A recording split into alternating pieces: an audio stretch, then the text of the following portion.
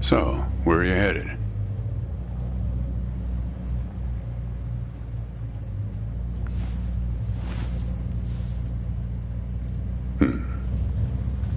Not the talkative type, eh?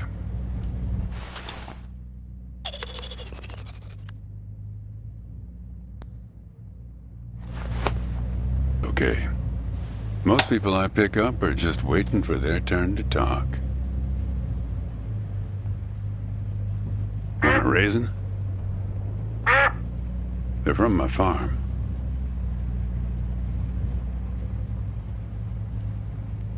Sure. California still farms more raisins than anywhere on Earth. Yep, that's right. Some people don't have the slightest idea. Sure you don't want one?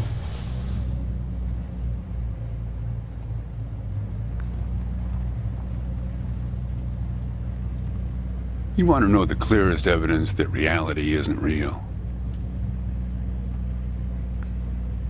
Raisins and grapes, man. They're the same thing, but they taste disgusting when eaten together. Obvious bug in the program there, right? About this ride later. Assuming you even know where you're going, and get someplace where somebody can ask you. Hey, how'd you get here anyway? They'll ask you. Oh, I hitched. And your brain will flash back for a second when you say this. And it'll show you a frozen snapshot of yourself, sitting in this car, talking to me, or this one, or this one. We think we remember how people really were, how our lives together really were. But when we think back to them, even the people we cared about the most, all we're doing is snatching moments out of the air. Just grabbing another raisin out of the box.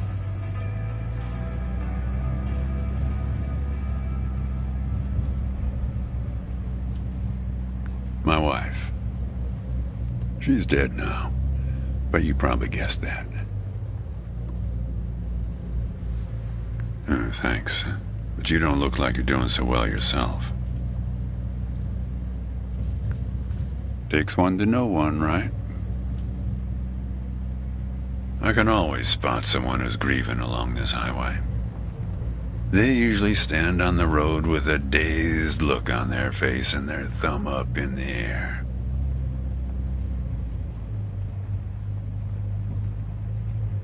Young guy like you, I wouldn't have a clue. My wife, if I'm totally honest with you, I don't really remember what she looked like.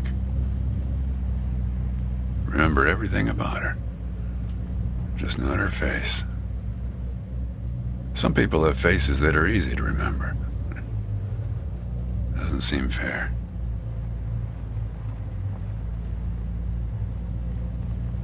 Sure, it's not as easy as people think. I'll give you an example. You think you're present in the moment?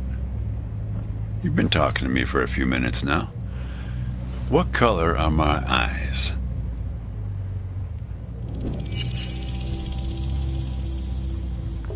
Yep, not bad. But that's just your photographer's eye.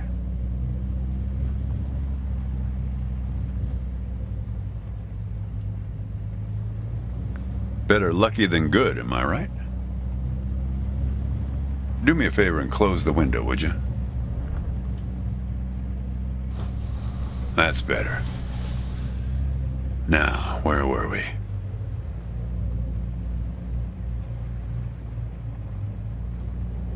Not much profit in talking geography with someone who doesn't know where he's going or where he's from. But if you want to know, The trunk of this car is full of 4 bushels of raisins that I'm driving to my brother's place in Intercourse. That enough info for you, Copernicus? Well, seems like the right name for a guy who's traveling the world without knowing where he's going. You just sit back, Copernicus, and invent a language where false statements are impossible.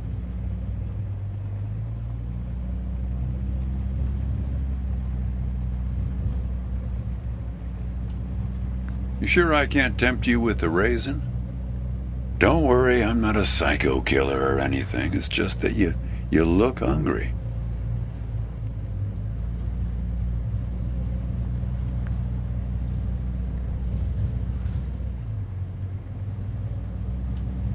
You know, when I was a kid, my brother and I used to drive our parents crazy on long drives like this. Our folks wouldn't let us listen to the radio in the car, so we used to make up these songs about food on long drives to pass the time. We had this one with about 30 verses, each about a different kind of grain.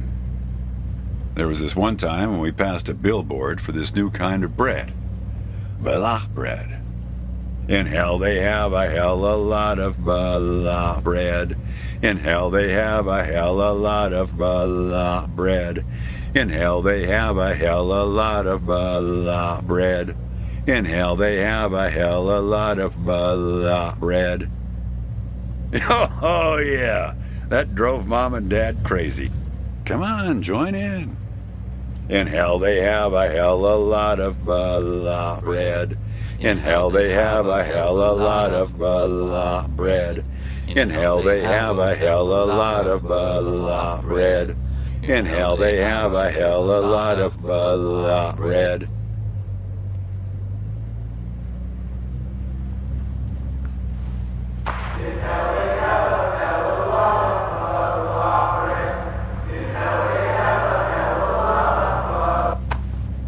Actually, I'm beginning to understand my parents' perspective. Getting older's funny. It's like reading a book where less and less happens, but the writing gets better and better.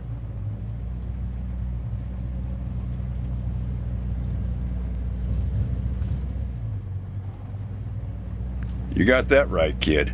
Let me tell you, getting old is no picnic.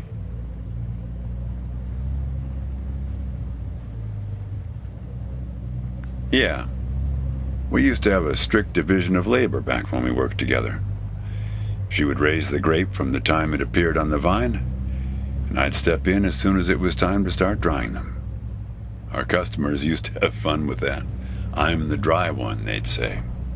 Grapes attract a certain kind of person. A person who likes to tell jokes.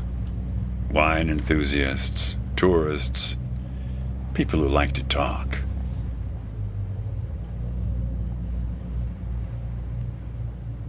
There's a photo of the rest of the country.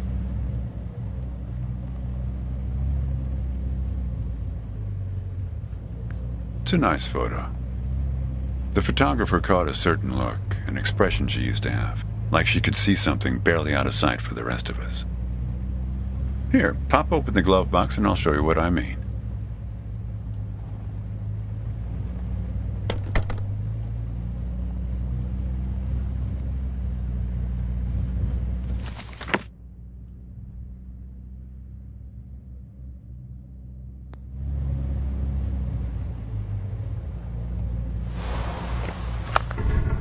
Hey, where'd you get that? That's not her. And that guy there, he looks like you.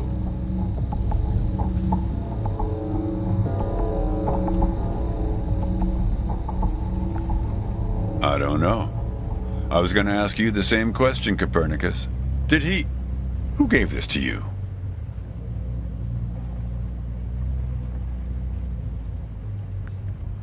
Well, I guess it belongs to you.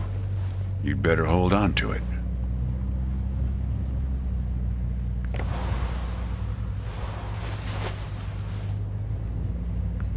What woman?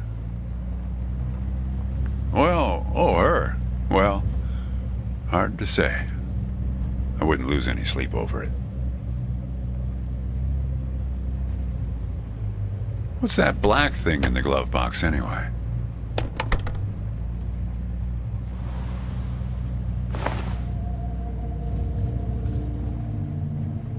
See anything interesting there? A windmill, eh? No idea.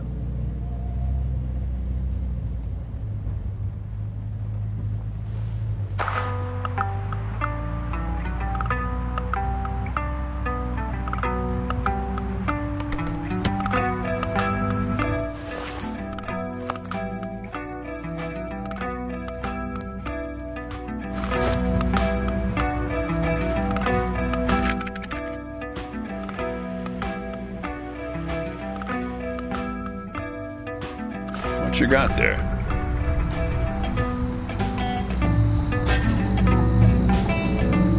Just a matchbook, huh? I figured it must have been something important.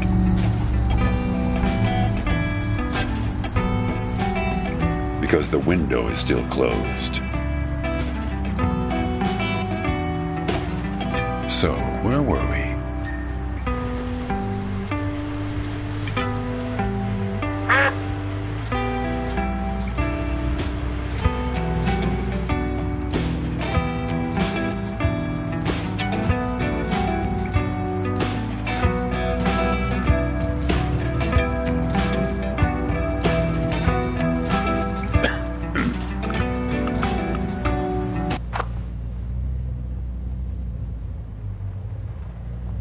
Say, want to hear a joke? Why did the raisin take the prune to the dance? He couldn't get a date. Hey, that reminds me. It's almost 4:30. It's my favorite. I once knew the hostess, Darlene. She used to change the tires on my truck on Highway 51. Welcome to another Interstate Riddle Hour.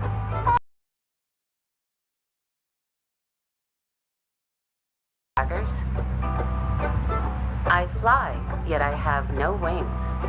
I cry, yet I have no eyes. Darkness follows me. Lower light I never see.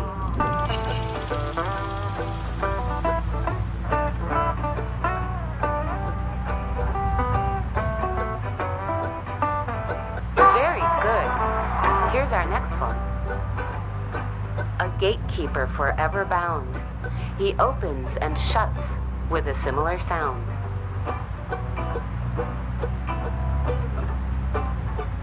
Very good.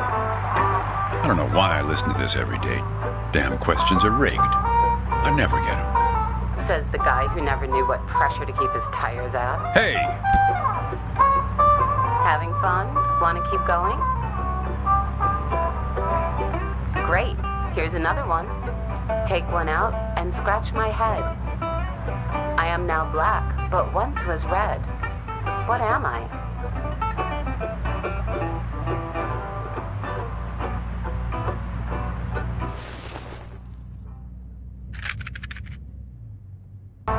Okay, here's a tough one. I have 4 wings but cannot fly. I never laugh and never cry. On the same spot I'm always found, toiling away with little sound. What am I?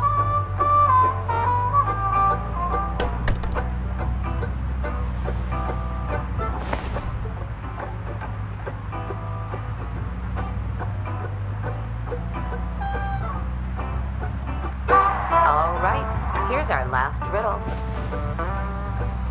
He lies without touching the ground. Oh, come on, Darlene.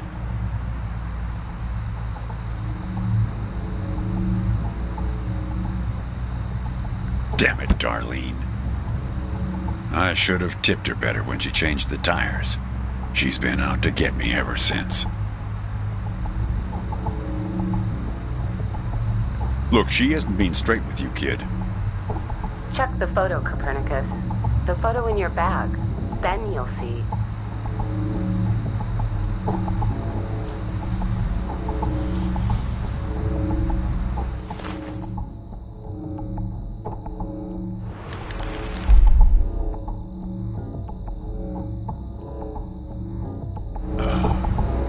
She's in trouble, Copernicus. You must help her.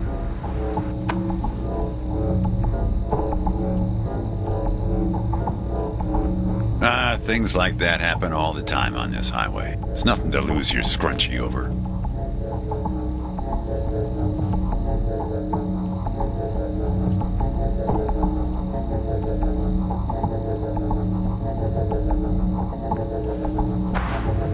Riddle Hour has now ended. I've helped you all I can this time. So long, Copernicus. Kid, I am sorry about your girlfriend. But I had nothing to do with it. It's just the opposite. I was sent to protect you.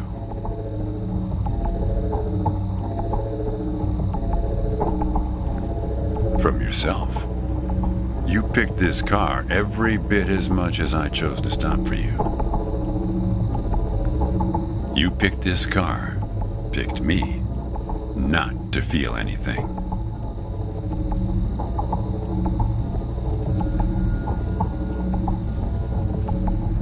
Kid, just let it go.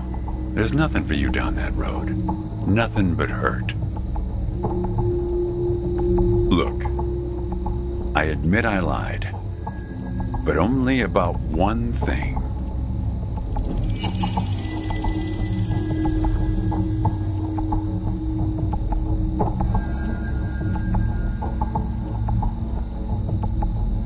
Yeah, we've met. Twice, in fact. Sure. You showed up at my trailer park taking photos. At first, I was a bit suspicious, since there were plans to kick us out and develop the trailer park into some kind of shopping center. But then it became clear that you'd been sent here by a magazine to do one of those stories about vanishing farmers that always pulls heartstrings with the rest of the country.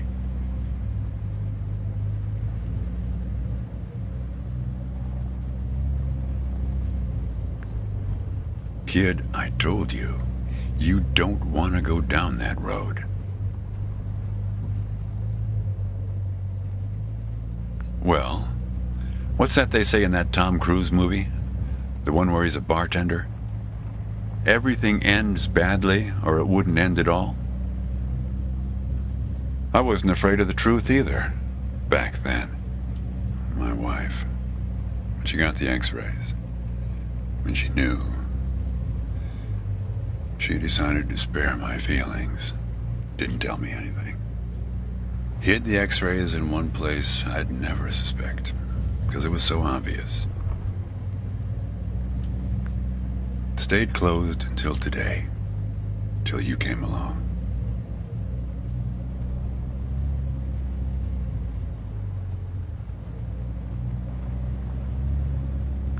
And that's what you liked about me when we met. When you came to take those photos.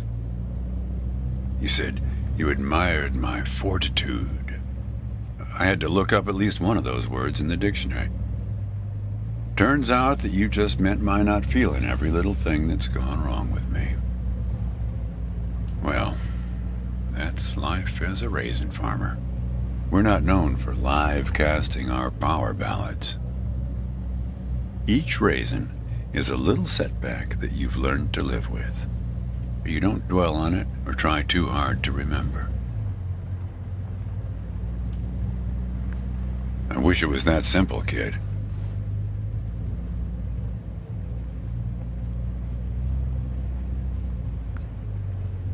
Hey, Chief.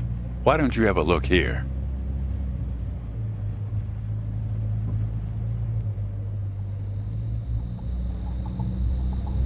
He appeared on this highway about the same time you did.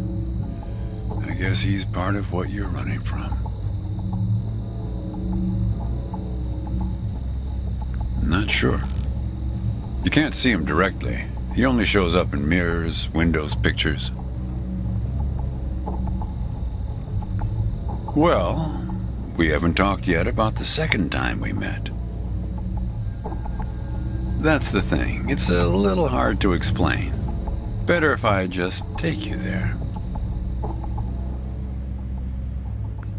It's just a quick detour. We'll be there in a minute.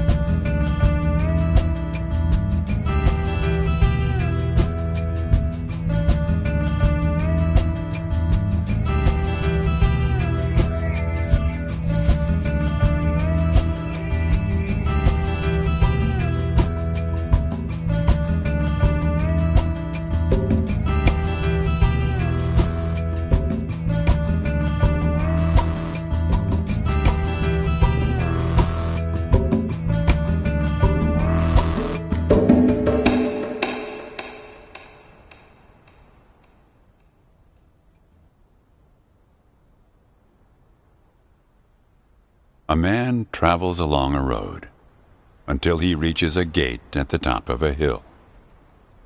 The road has been long and straight so far, and the going has been easy. But now the man can't go any further, so he takes a seat by the road to rest. The man waits, and after a length of time that seems neither short nor long, the gate opens, and a guard appears.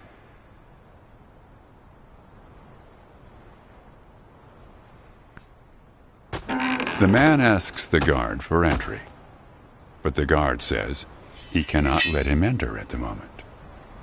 The man thinks for a second and asks if he will be allowed through later. It is possible, says the guard, but not now. The gate now stands slightly open, and the man tries to look through it longingly. His journey has been easy so far, and he misses the feeling of the open road. The guard notices and laughs. Even if you could gain entry, there are many gatekeepers after me. Some are much stronger than me, and I'm afraid to look upon them. So there the man waits, for days, months, years, waiting to enter. One day, when he's given up hope of entering, a single question occurs to him, one he has not thought of before.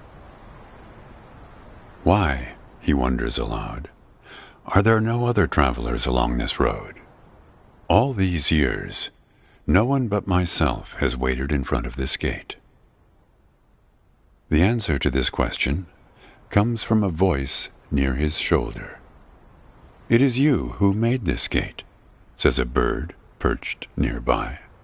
So it exists for no one but you. But why? Asks the traveler. Why would I choose to stop here?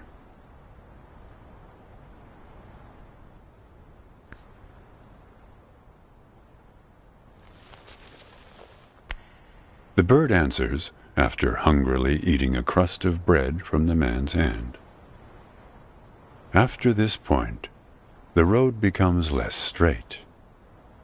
It splinters like the tree in which I live, splitting into dozens, hundreds of branches. The path becomes impossibly narrow and frail, and crowded with the view of other paths one could have taken. There's only one point ahead on the road where all paths converge, where all points join, where the light shines through skin and through lies. But it's never been reached by one of your kind, a traveler who walks on feet.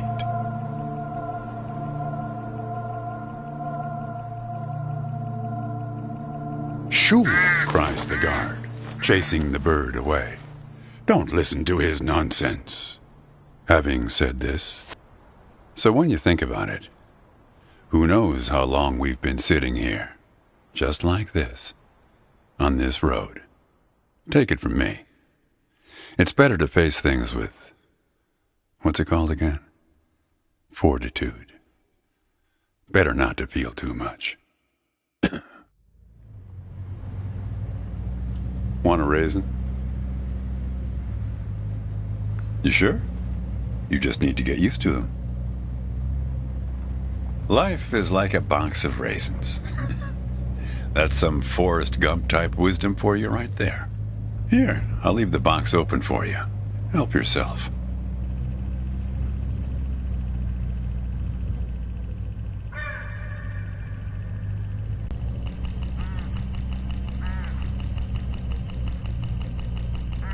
Look, hooded crows all along this road.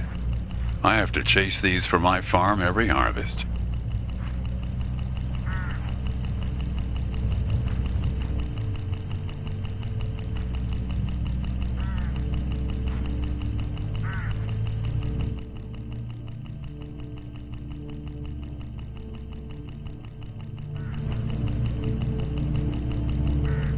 They look hungry. Didn't get much peck out of this last harvest.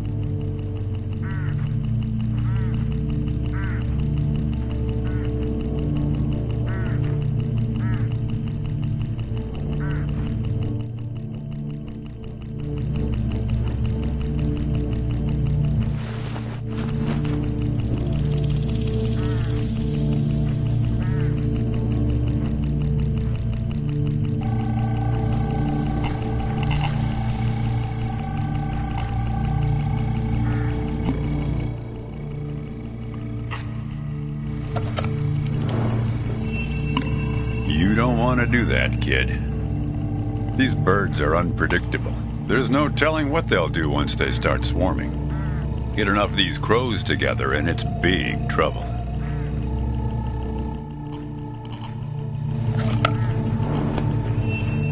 You're making a mistake, kid. You don't know where they're taking you. Look, I'll help you. I'll help you figure out what happened when she came back from Europe.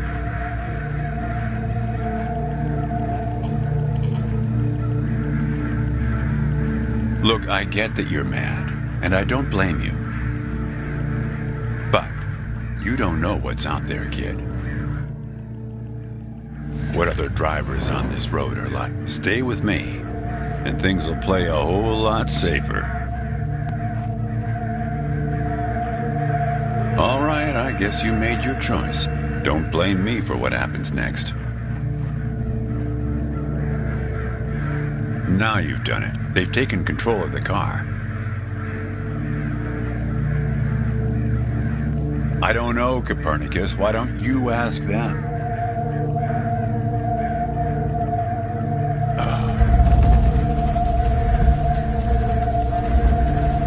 We're at my farm, Copernicus. I had a funny feeling the moment you looked through those binoculars. Well, they're pulling us around in circles.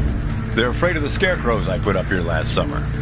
They want to take you, I suppose, to that windmill in the middle.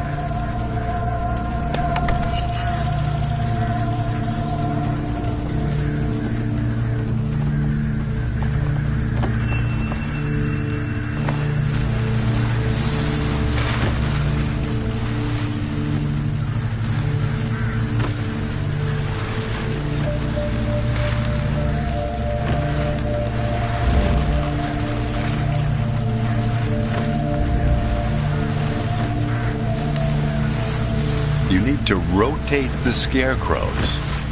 See if you can find something in this car that might do the trick.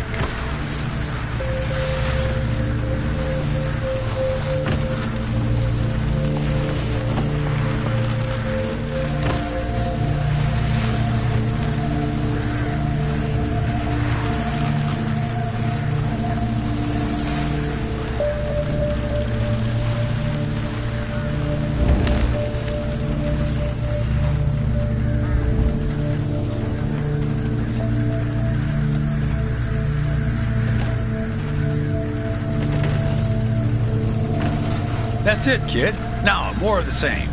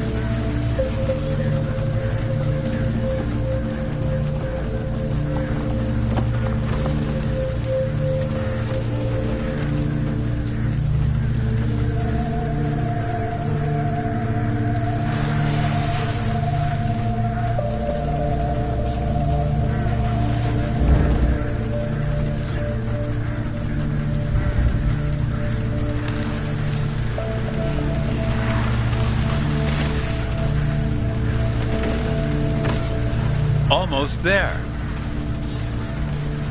That's it, kid.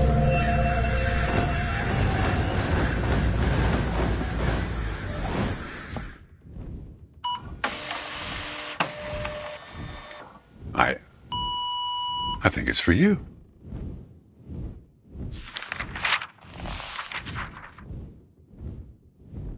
They have a way of leaving gifts once you've fed them. Often something shiny or a piece of string.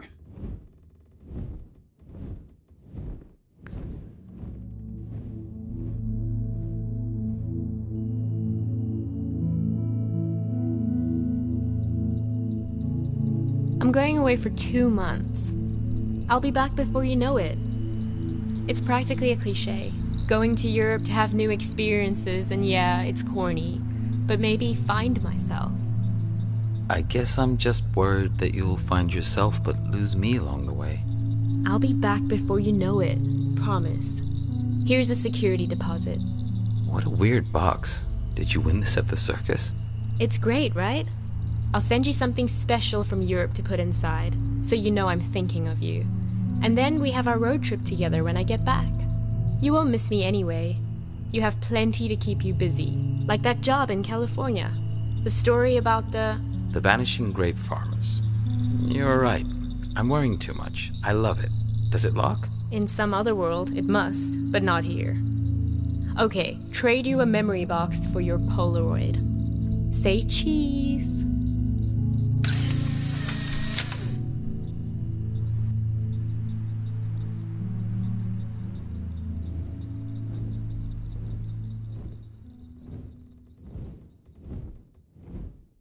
Well, now that you know how it started, it doesn't make the next step any easier, does it?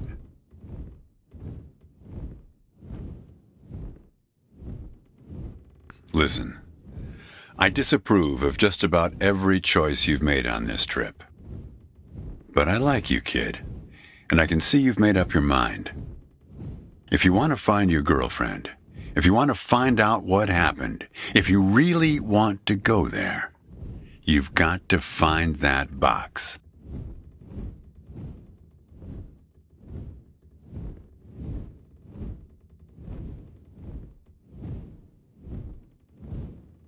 Personal experience, kid. Don't make the same mistake I did. Well, this is where I say goodbye.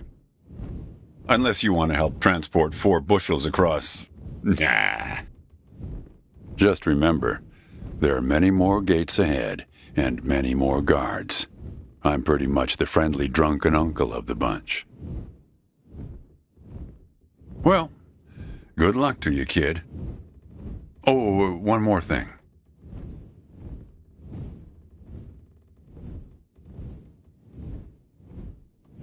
What did the grape say when he got run over by the car? Nothing. He just gave a little whine. Good luck with your search.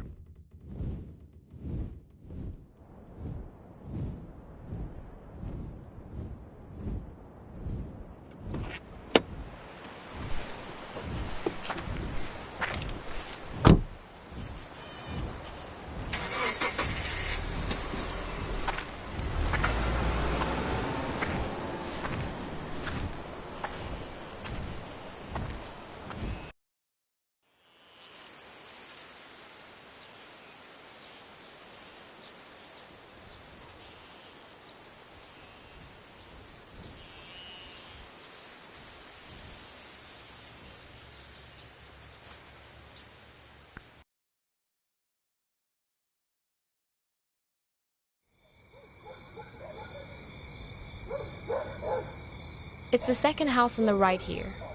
No, wait, the third. Don't you remember where it is? I thought you spent your whole childhood here.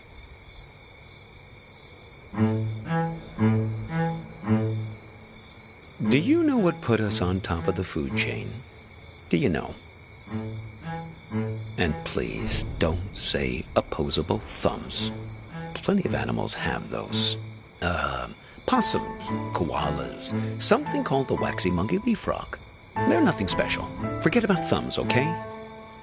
Memory is what put us here. So many of our dreams are set in the places where we used to live. We want to see them, visit them again. There should be a rule, a kind of a social convention. The old apartment rule. Now it works like this. We can show up any place we used to live and simply explain, oh, I used to live here. There's nothing strange about it. The people who live there just throw open their doors and invite us in to have a look around. So we can go back home again. So we can be whole. Hey, are you keeping an eye out? Oh, dear. I didn't mean to put you to sleep with my talking.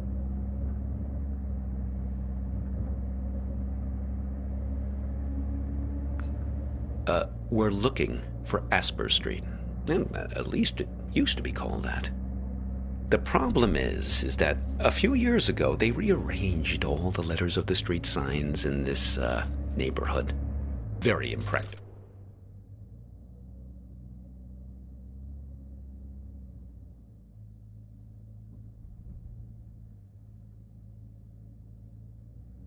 Practical.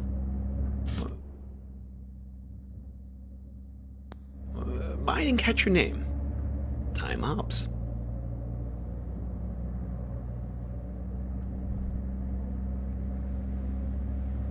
You don't remember.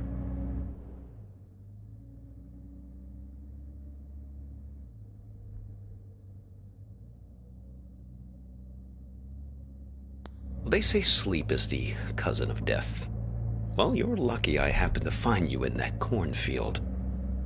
Some of the places I'm asked to lecture at these days, dubious at best. Some of the places I'm asked to lecture at these days, dubious at best. No, just a second.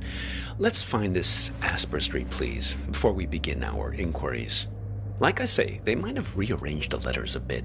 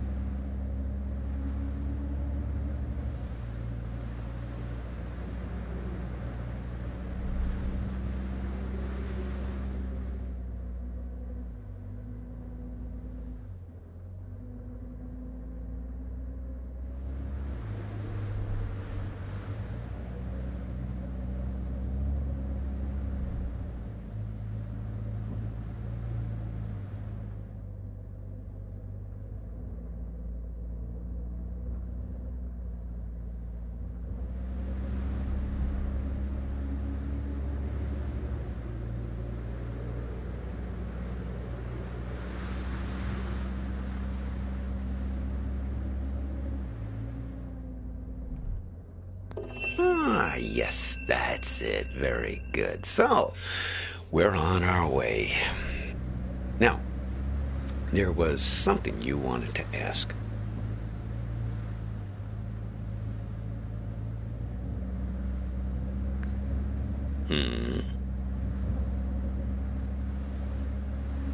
Yes, then it's going to turn out that big surprise. I do know you.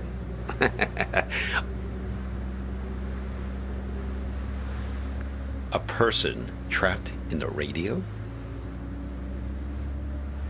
Oh, yes. We've all met you along this highway.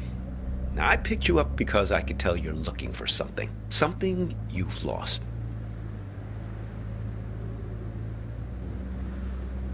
Now, we're all looking for something on this road. I've never met anyone who wasn't. My dog.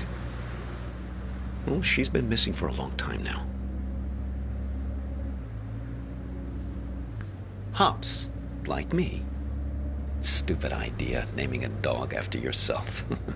They constantly think they're being trained. Every time someone you know stops you in the street. Made her a little bit high-strung. So, Vern mentioned this problem you have with a photo. Vern? Sure. Now, I know almost everybody on this road. Well, there's not many of us, after all. Excellent raisins that guy Vern has. Did you try one? Sound philosophy, but most people do. Yeah, a more appealing lens to view the world through. So, okay, show me this photo.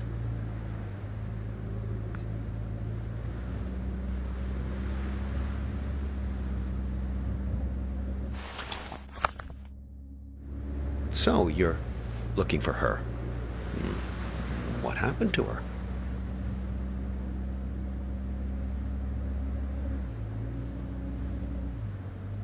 Well, I can help you with one part. You two came by my house, yes? See, that's my silo. There in the background.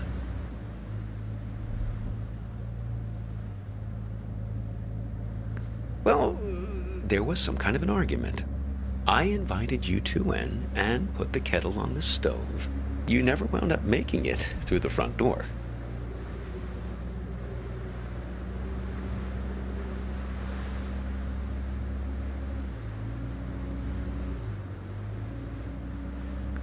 She suddenly had to take a call. You got impatient.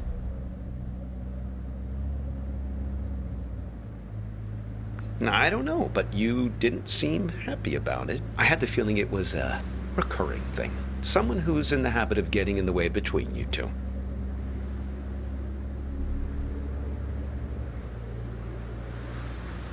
If you want to know what happened to her, why don't you just ask her yourself?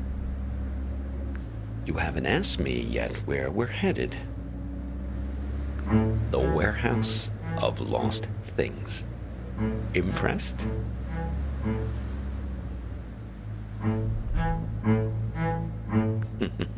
Oh, yes.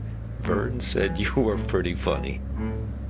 Oh, okay. It's this warehouse that contains everything you've ever lost in your life.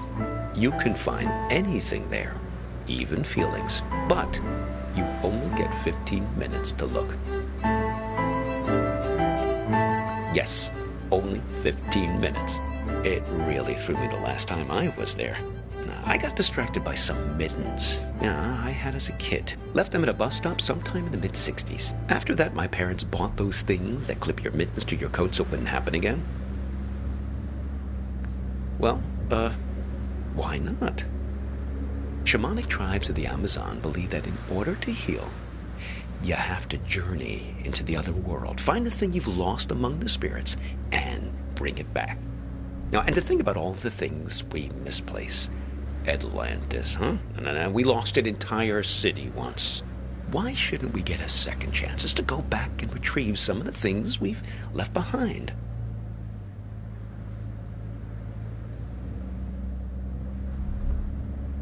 I suppose. Well, I've never looked for people. It definitely works for pets, though. I found several of my dogs there when they've run away from time to time.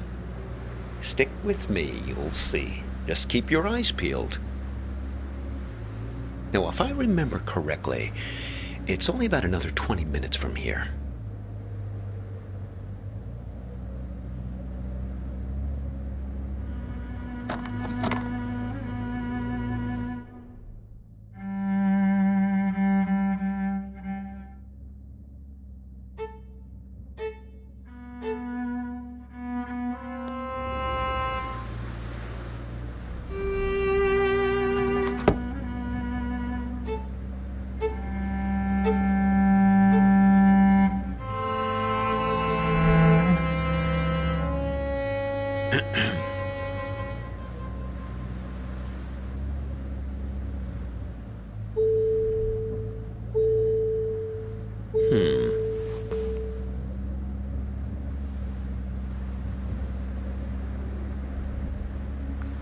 it's nothing. I'm just wondering about this green light. Are you one of these people who's good with cars? I was hoping you might know. I never saw it before until you got into the car.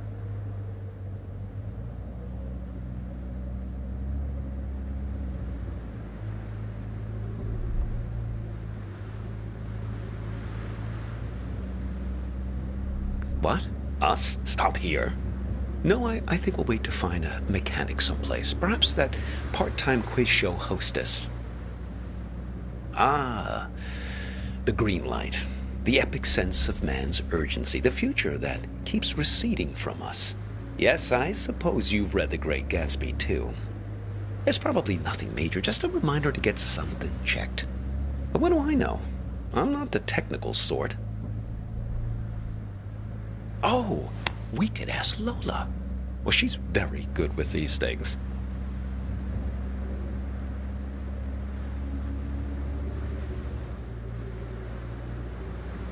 Lola's a kind of oracle. Well, she's given me lots of good advice, right from where you're sitting.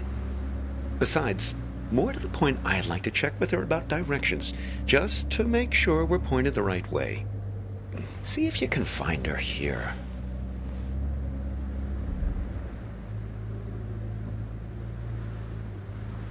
No, not a woman. A bear. Well, she's quite small, you see.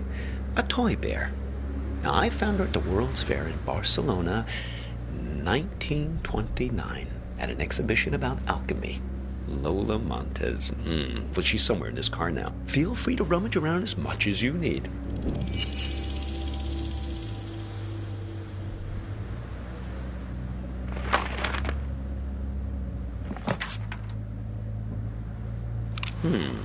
What have you got there? Interesting.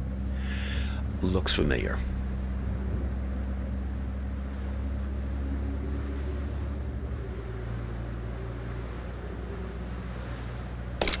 There she is. Ah, Lola.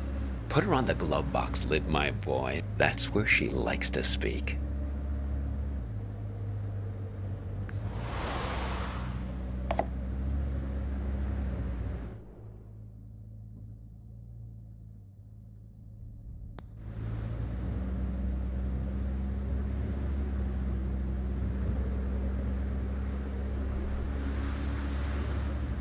Oh, but I assure you she does. Now watch this.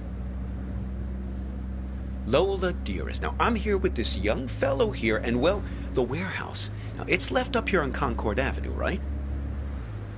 She's not ready to talk yet.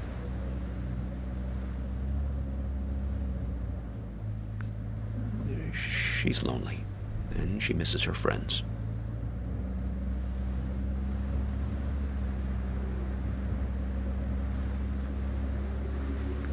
Fellow memory objects. That's her preferred company. Trinkets like her, lost and found many times over the years, imbued with the memories of everyone who's ever claimed them as their own. Get enough of them together, and things start to get interesting. The present moment peels back like wallpaper to reveal the past behind it and the future ahead. Her and her friends, yes. She's very good. She even remembers my dog's names. About 9 months. Well, no, I couldn't look for her these last months. I got a bit detained. Yes, it all started when I was buying some tube socks. I was on the escalator, trying to leave the mall. Do you ever have that thing where you buy something and you know it's the right thing, but you start worrying about it just as you're leaving? I was staring at the socks, wondering if they were the right length. Now, I knew they were, but I must have not been paying attention.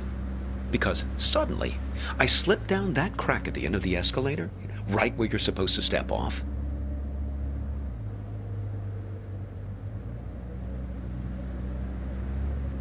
Yes, exactly the thing kids are always worrying about, getting sucked down the escalator. Well, first quite quickly, and then very slowly. Before you know it, you're banging around in this chute, and then you land at the bowling green. That's what they call the entrance. It's a little area with some onboarding materials and that fake grass carpeting, so the landing isn't so rough. It's the most fantastic place. Under the escalator, just vast. Like falling out of bed and landing on the moon.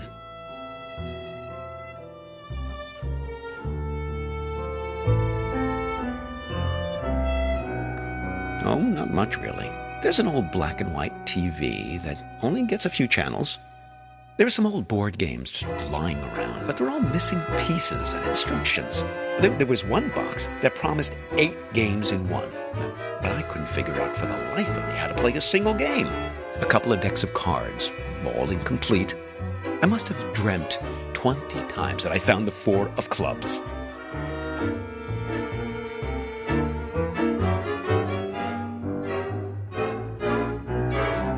Oh, no. There are other people there, but not much good for company. Everyone's just waiting to get out. Very poserish scene down there. Let me tell you. A lot of staged ennui.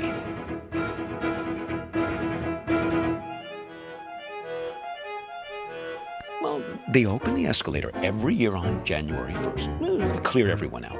They used to do it more often, but then begins of the year.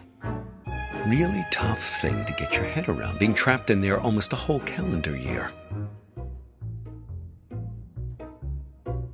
Pretty much the only thing that passes for excitement there is when somebody new drops in.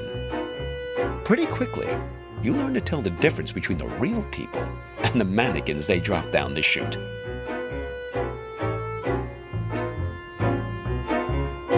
Sure. That's how they keep everyone fed down there. They stuff mannequins full of food and supplies, put them on the escalator, and just let them slide down the chute. Well, that's a big moment when they drop the mannequins down. Really breaks up the monotony. Everyone rushes over to tear the mannequin apart to get their hands on the food inside. Oh, indeed. But I guess it's the easiest way to get the food to slip down the crack. Now, one time, a real guy fell down the shaft and was mistaken for a mannequin. Now, he was half torn to shreds before I pulled him out of there. Poor fella didn't look lifelike enough. Oh, yes, he was really quite beside himself. He gave me his pipe as a token of appreciation for saving him from the mob.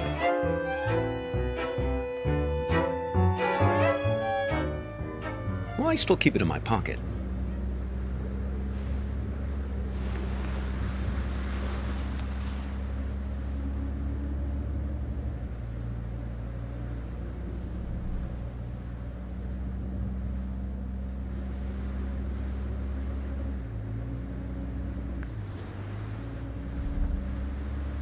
Oh, look. Let's give it to her, please. Let's see if she's feeling more sociable. Lola, dear, are you feeling more chatty now? She says her tea party is still missing 2 guests. You see, we just need to find 2 more of her friends.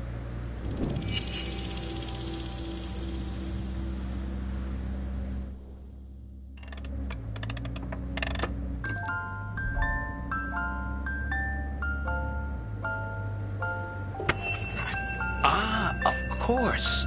My audiobook about the Gulag makes perfect sense. Only one more object to find now.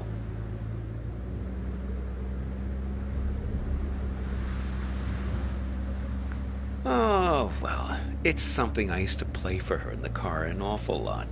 There was this one story she used to adore. The story? Well, it's about 2 guys. In a way, 2 guys like us who are side by side, both waiting for something to happen.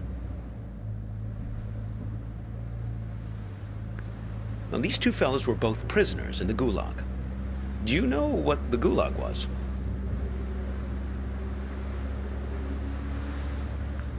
So, the Gulag camps were off in the middle of nowhere. You could escape, but then what would you do? Well, you'd starve to death. So there was a trick. It was called the sandwich. Now, say you and I wanted to escape the Gulag. Two guys like us, friends. We recruit another guy, a third guy, to escape with us. Now, preferably a nice, fat, buttery guy. The fat guy was called the sandwich because the idea is that the two buddies, us, would kill and eat the sandwich on the way home to survive. It's great, right? Maybe I didn't tell the story right.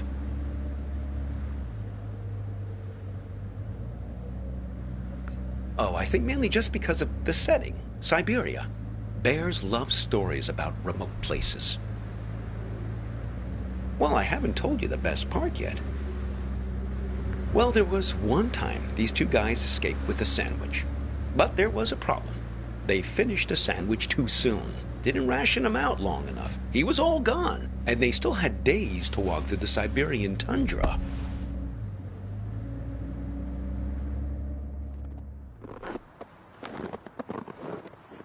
These guys were great friends, but they were also hardened criminals. And so they knew that whichever one of them fell asleep would be eaten by the other one. But the code of criminal friendship didn't allow them to acknowledge this. So they had to keep playing it, nonchalant, chatting about stuff, whatever people talked about back then, trudging through the snow.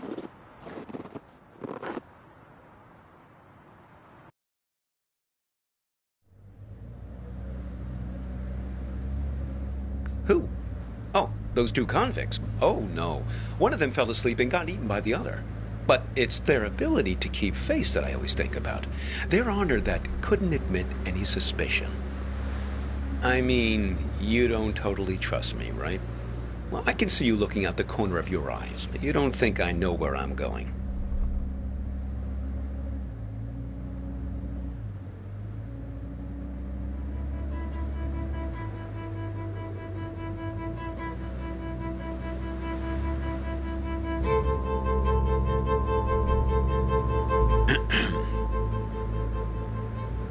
Listen, can I ask you an honest question?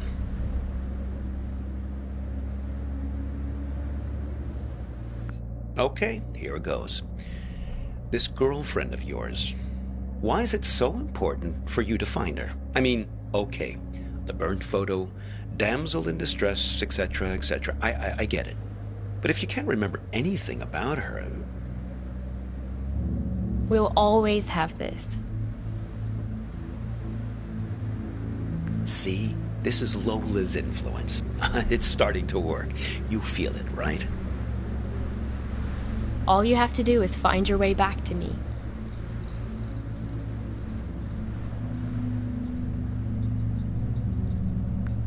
Let's keep him as our pet. You two didn't even mean to capture it. It just flew into the empty bottle.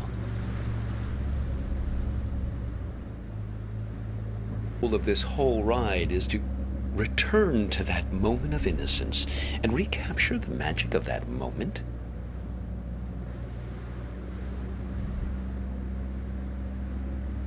Well, for your sake, I hope so.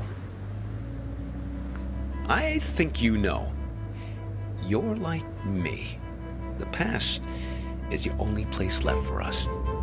When we were young, we thought the past could only tie us down. Everything we wanted, freedom, lay ahead on the open road. Well, that was yesterday, and this is today. Now the past is all you've got, and the future is full of pain.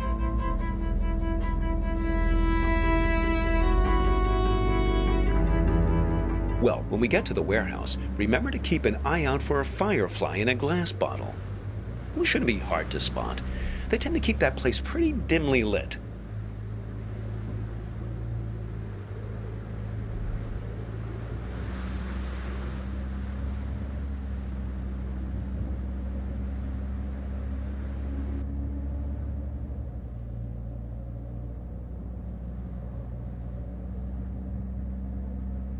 Oh, look.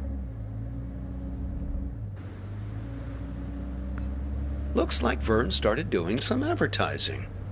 I guess he's finally decided to take matters into his own hands.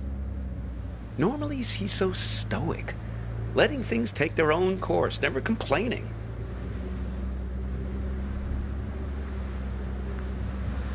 Well, he was just trying to help you.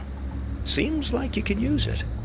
You're totally infected with this frontier spirit, am I right? Always move ahead, always continue along the two-lane blacktop. Maybe Vern exaggerates a bit, but at least he knows these parts. You should turn back here. No, I'm serious.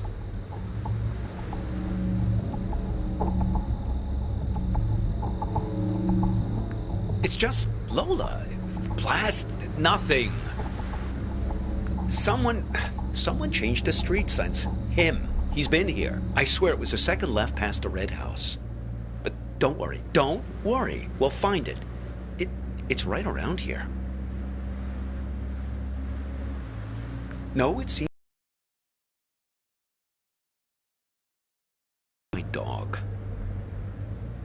These streets all look the same. This is worse than falling down an escalator. Here, take this. See if you can figure out which way is east.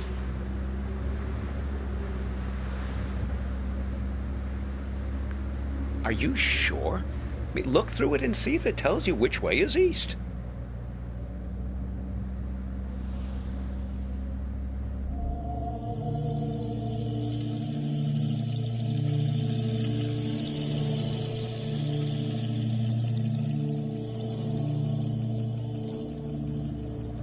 No luck, huh? Well, maybe it does something useful. Oh! Listen! She's starting to talk. Hopefully we can get out of this maze now and head on our way. Lola, dear, this young man and I, we're looking for... She's saying something. Something about you. A car crash? No. He's fine. Well, just look at him. She thinks you've caused some kind of accident. I can vouch for this young man, Lola. Well, he's been with me almost the entire afternoon. She says she knows who you are and that she wants to help you. She's gathered these memory objects for a purpose, for you to put together, to bring you earthly knowledge, she says.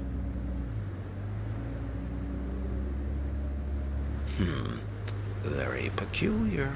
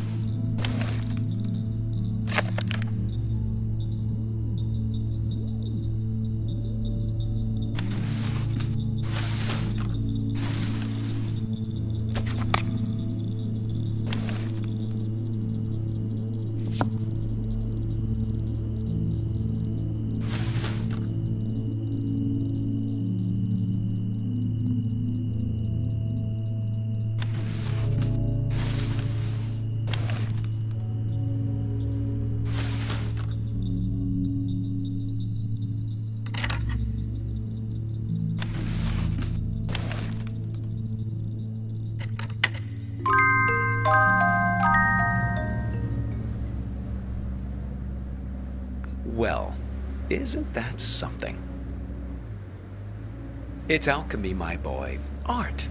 A camera. Your means for turning water into wine, redeeming the past, renewing memories.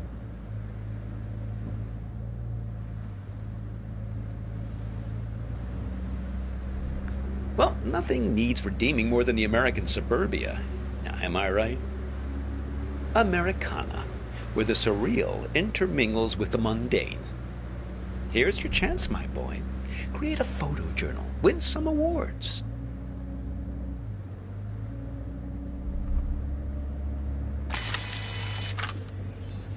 Firefly, sent directly from your memory, I suppose, to guide you. Oh, hello there, Lampiridine.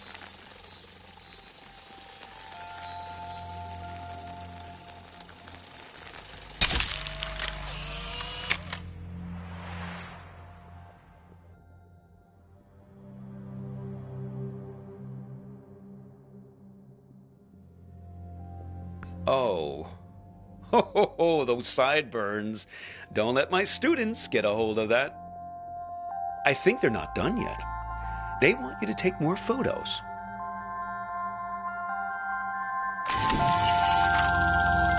They want to show us the way, but they can only do it through photos.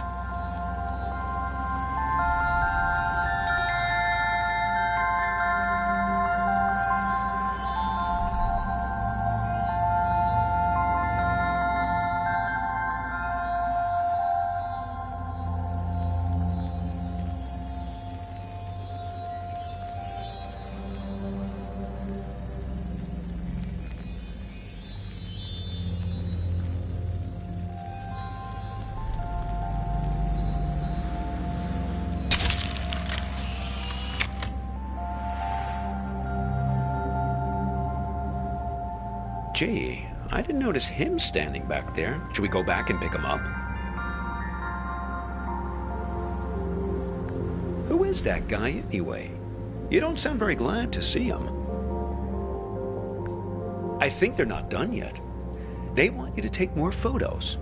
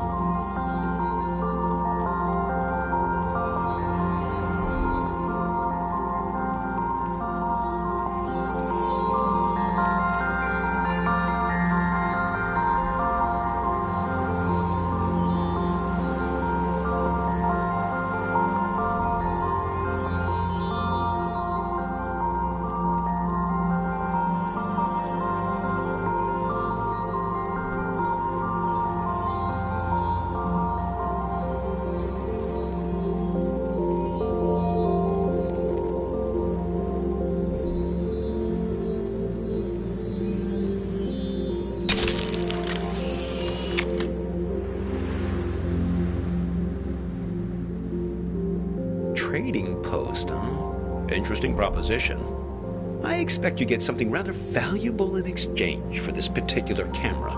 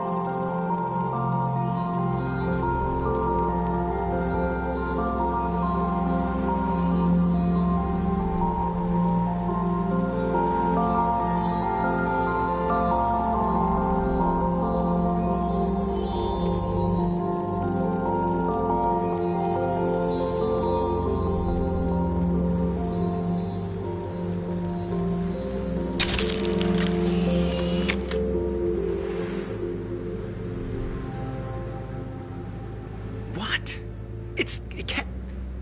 Ah, no! No! My dog! How? If I can't find her in the past, I don't have a chance of finding her in the future. Oh, that was just nonsense I said to cheer you up.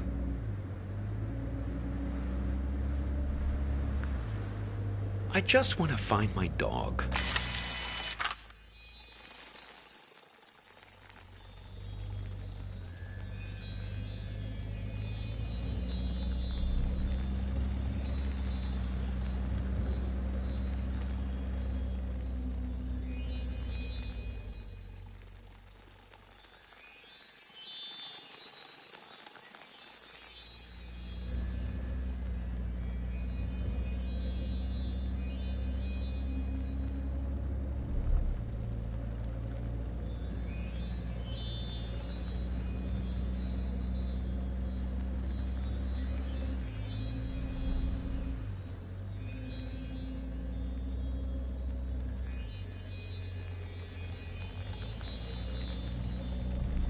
Is that a dog collared in the street?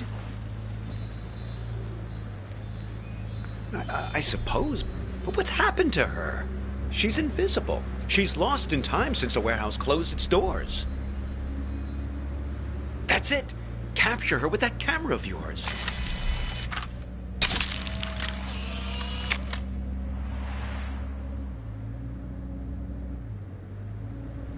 Oh, you're a good dog, Hops. You ran past the funny mailbox through a door, and we'll find you, don't worry. You've got to find that house.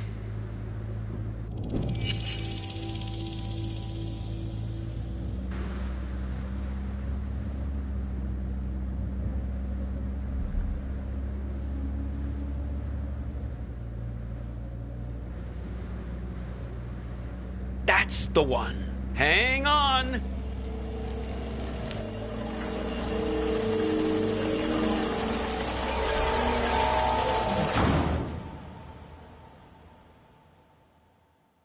Look, the silo. That's my house. Funny how you can come upon the very place you live and not even recognize it. All depends on the angle you... Hey! There's Hops! Thank goodness. Oh, I've almost got her back. Listen, I didn't realize the warehouse was closed, but we must do it again. Now you have to promise me, pinky promise, that we're going to meet again in a year, okay? This same spot. We won't exchange contact info or anything like that. We'll keep it old school. Meet here in 1 year's time. What do you say? Sorry to hear that, young man. People like to say that you can't live in the past. Well, look at me. I'm living proof to the contrary. Look, your fireflies are back.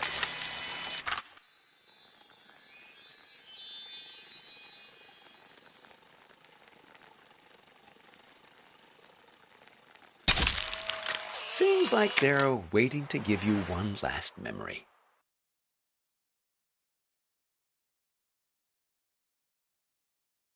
Hops, wait for me!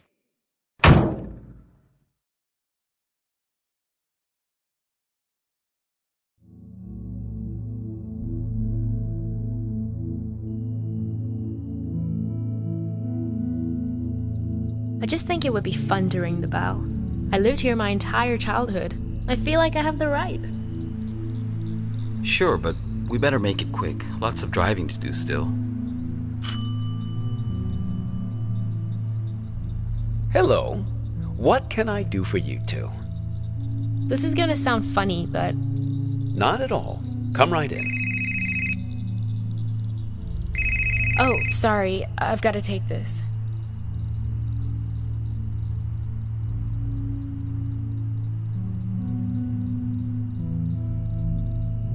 To me, it's perfect here. I don't understand what's so great about our life in Seattle. Don't you ever think about making a change? Sure, but this isn't the kind of change I had in mind. I get it. You grew up here, so it's your baseline of normal. But this just isn't my idea of an adventure. Adventure. It's real here. It's a good place to grow up, to have children. At least it was for me. I can always find myself here. Same stars, same fence, same mailbox.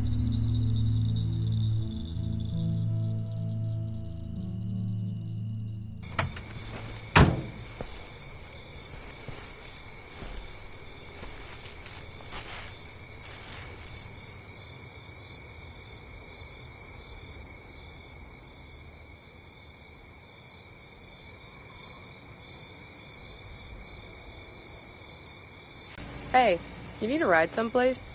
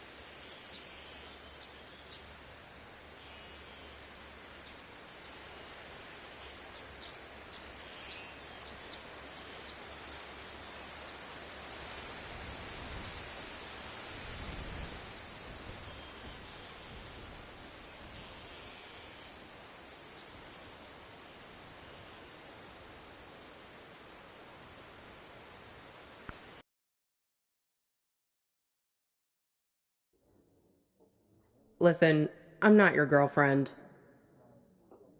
And I'm not your mother. But you'd better finish that pickle, or else I'm stealing it.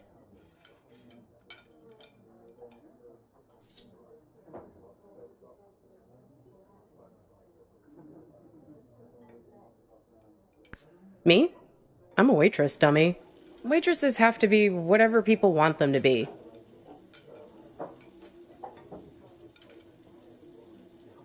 Well, feels like forever.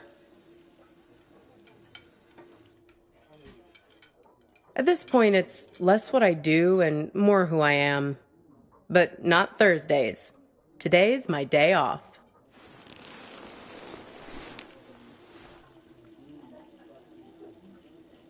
That's okay. It's nice to sit on the other side of the counter for a change and see how the other half lives.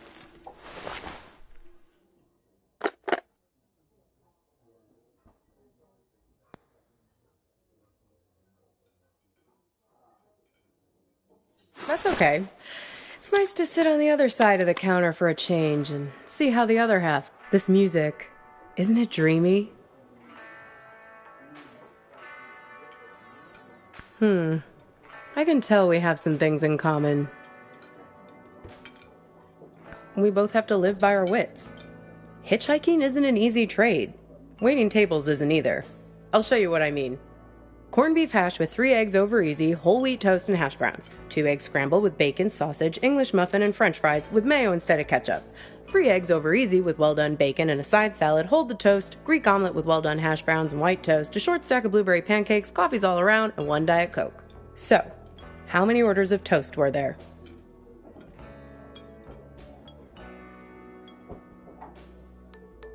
Okay, here it is. Corned beef hash with 3 eggs over easy, whole wheat toast and hash browns. 2 eggs scrambled with bacon, sausage, English muffin, and french fries with mayo instead of ketchup. 3 eggs over easy with well-done bacon and a side salad, hold the toast, Greek omelet with well-done hash browns and white toast, a short stack of blueberry pancakes, coffees all around, and 1 Diet Coke. So, how many orders of toast? Yep. Well, unless you count the English muffin. Then it's 3. I figure there's an art to hitching a ride. You have to be able to read people very quickly. Waiting tables is no different. You get to know what people want before they know what they want. It's a sixth sense.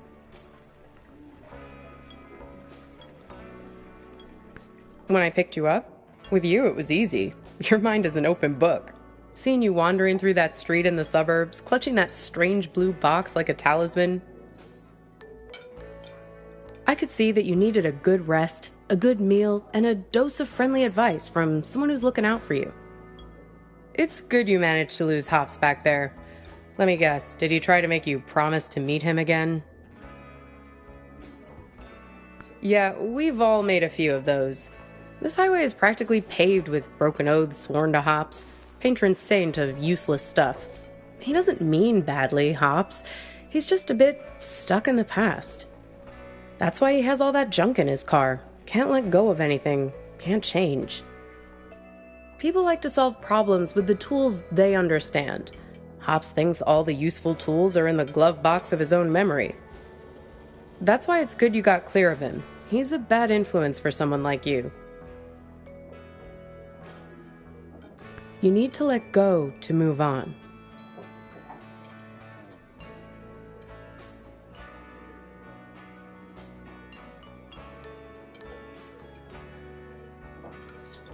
I don't know, but driving in the rearview mirror will only get you so far.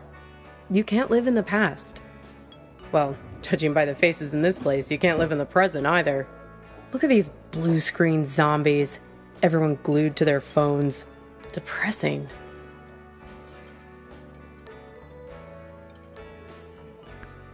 The living dead all around us. Not you two, though. You and your girlfriend. You were very much animated.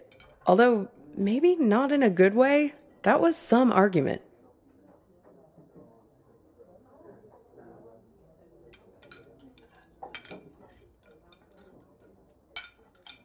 Well, if it wasn't worth arguing over, it wouldn't mean anything, I guess. Well, I'm not one to eavesdrop. Something about text messages being present. The usual suspects when it comes to couple arguing somewhere in public in the 21st century. I only caught the end of it. It was one of those things that suddenly boils over. One moment you were sitting there having your strawberry rhubarb pie and trying to figure out where the next gas station is. The next moment, when I came back with your check, there was this big scene with you storming out the door.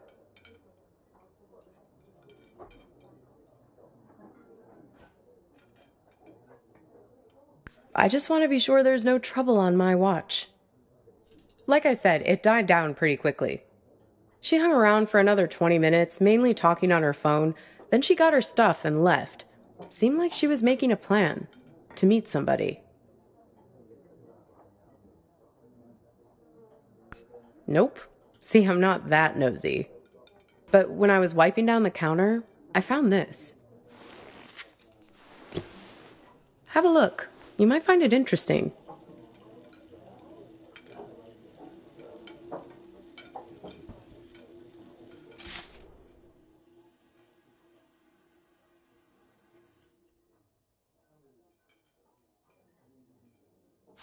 Weird, right? Gets weirder, though. Check out the back.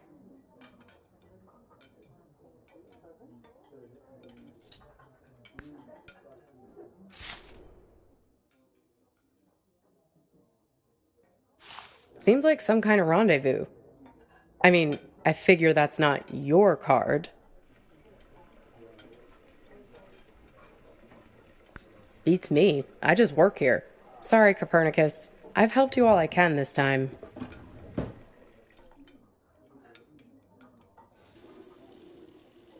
Like I said, we all know each other on this highway.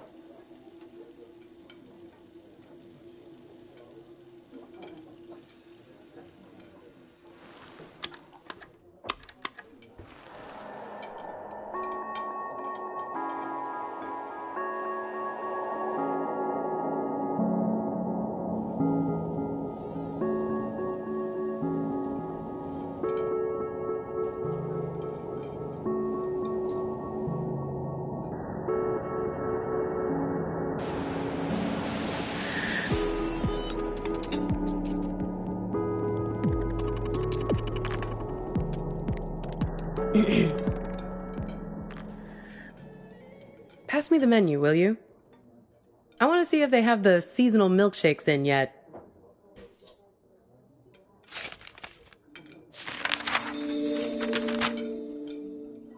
Aw, look at that. It's like a little map of your adventures. How convenient. Even your gas station is there. Did you notice? It's a typical sign, you know, of a lucid dream. Random happenstance, strange coincidence. This might be a good time to test if you have superhuman strength or can fly or something. I think I'll have peppermint mocha or vanilla caramel.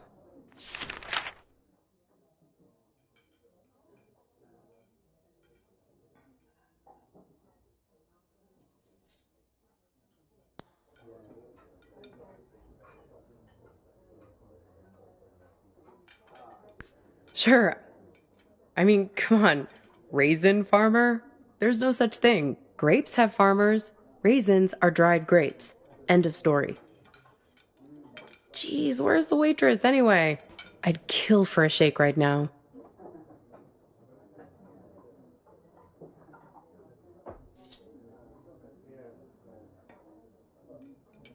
Well, things become real when we invest meaning in them.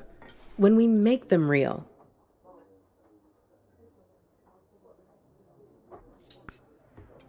It's not a theory. There's a poem about this. A guy is having an argument with his friend. He's freaking out because the meaning of every word, everything, every idea seems to be falling apart. After a while, I understood that talking this way, everything dissolves. Justice, pine, hair, woman, you and I.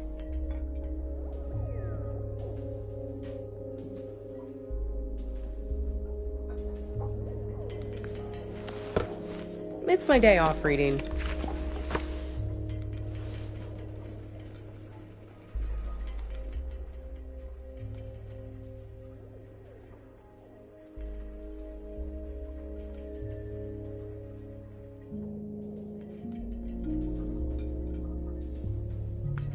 Well, he remembers this lover he had, and that helps him get his head screwed on straight again. Well, in a sense. It's more that he thinks back to what it was like when they were together, and the different memories come together and leave him with a sense of specificity. That things are real and not just a big pile of words and concepts and stuff that fall apart the moment you try to squeeze them tight. He thinks back to when he was a boy and remembers this river where he would try to catch the little orange silverfish called pumpkin seed.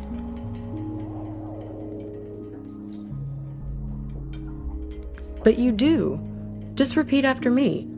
Pumpkin seed. The memories are real. Look at me.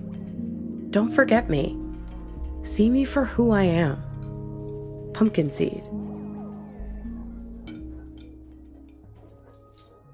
You wouldn't believe how much people project their weird bullshit on me.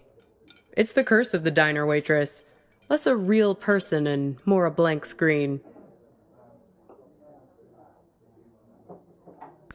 Oh yeah, plenty of that. But also just these cliches people have with diners. I can't tell you how many swingin' dick Detective McGurks I've met in this place. Give me a coffee as black as a moonless night, darlin'. Shit like that.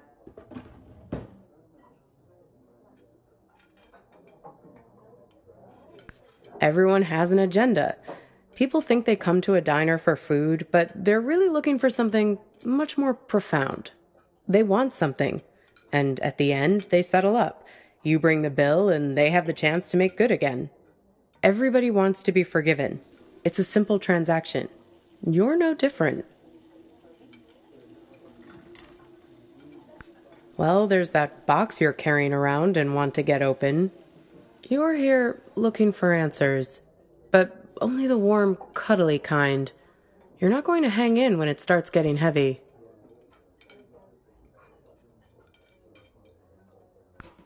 It's not just you.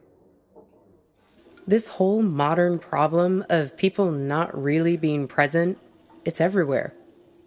And technology only makes it worse. Once the robot doubles started showing up, that was the tipping point. Robot doubles. The first models were so expensive, only Silicon Valley types could afford them, like electric cars. But pretty soon it got to the point where basically anybody could afford a robot double of themselves. You could pick one up at Walmart, one aisle over from the toilet paper and the firearms. Even the company that produces my cheap-ass phone started them. They claimed they were on a mission to disrupt the human space. I hate that word, disrupt.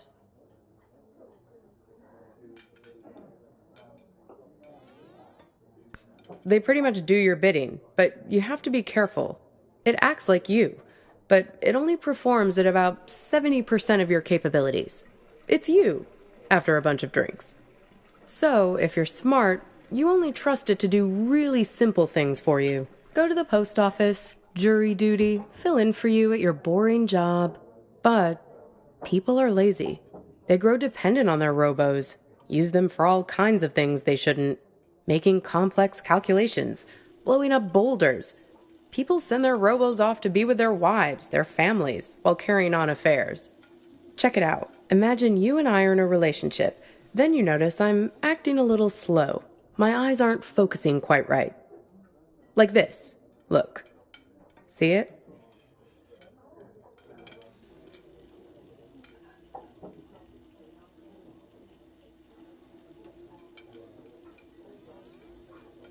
So now you realize that I've just stuck you with a pile of bolts for the evening. Right, so here we are. Two dummies out on a date together. Would your robo be smart enough to know that I'd sent mine?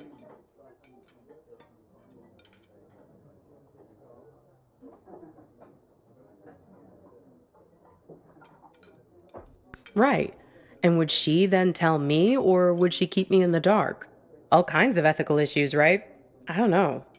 I know you're trying to make your eyebrows move weirdly just to mess with me. Did someone stand me up with a robo? No, not exactly. It's more about this thing that happened to me at work once. It happened in my former life as a flight attendant. Grab that thing and pull up a chair. I'll tell you all about it.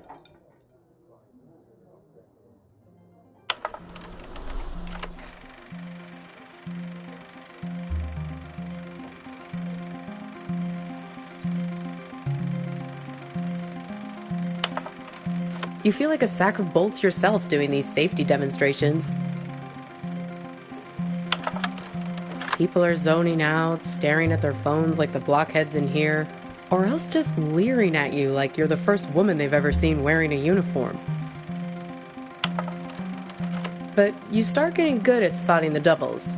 They're often the only ones paying attention, staring at you with those not quite human eyes of theirs. Technically, no, they're not supposed to be there. But like I said, people bend the rules, and security rarely checks. They're fine on the runway, perfectly docile. But something goes wrong at altitude, something about the navigation system. The FAA wanted to study it, but the study got shut down because you're not supposed to have them on aircrafts in the first place. So yeah, I learned to spot them right away. It becomes a job requirement, a matter of survival. Here, try your luck. Have a look at the table. So, 1 mustard, fine. 3 mustards, not so fine. The one on the left is the real one. See if you can track it. Keep your eyes on the prize. 10 will get you 30. Very good. You have successfully enforced airline regulations. Want to play again?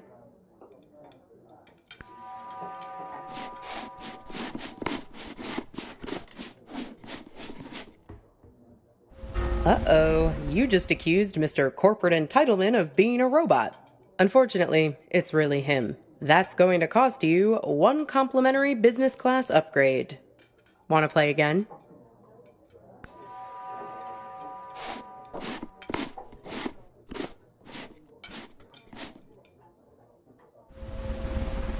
Very good. You have successfully enforced airline regulations. Want to play again? So, where was I? Pick that up again, and I'll show you what happened next.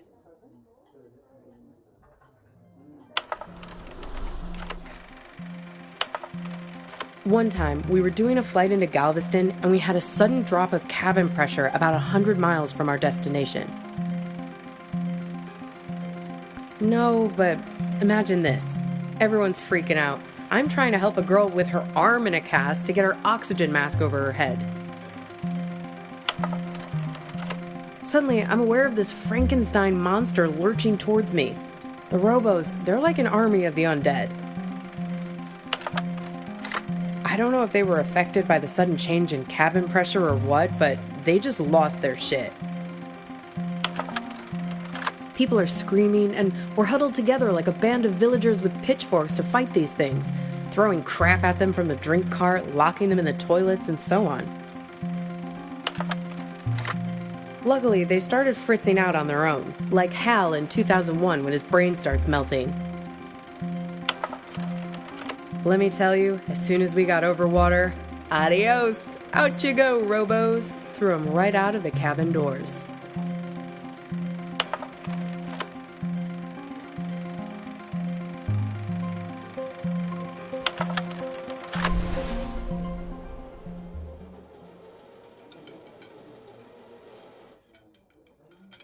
Maybe so. They're everywhere these days. I can see one in this diner right now, in fact. Can you find it?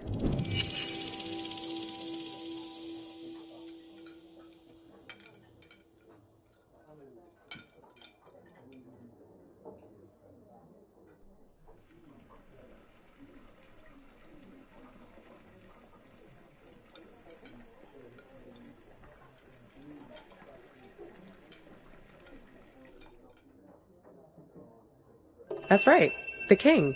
Can you believe it? God, I miss the King. They say that it was the first robot double prototype ever made. He actually sent it off to act in some of those cheeseball movie roles he had. That's why they were so bad. Am I? Says the guy who called his own girlfriend a robot. I seem to recall you standing right there, complaining, it's like eating lunch with an automaton. You really don't remember anything? What you were fighting about? What happened next? Could be. Well, I've got a little game that might help you remember. It's kind of like a telephone seance. Ready?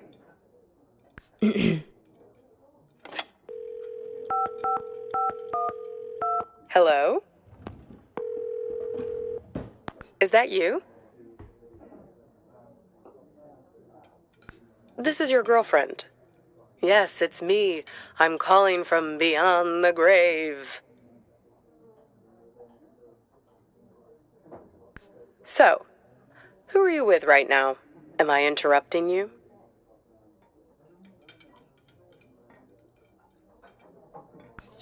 Oh, a waitress. Is she pretty? Maybe I am interrupting something. See, I told you this is a good game. Okay, so, I'm your girlfriend. Somehow, I'm not with you now, and you don't know why. Except, I am with you right now. That pretty much sum it up?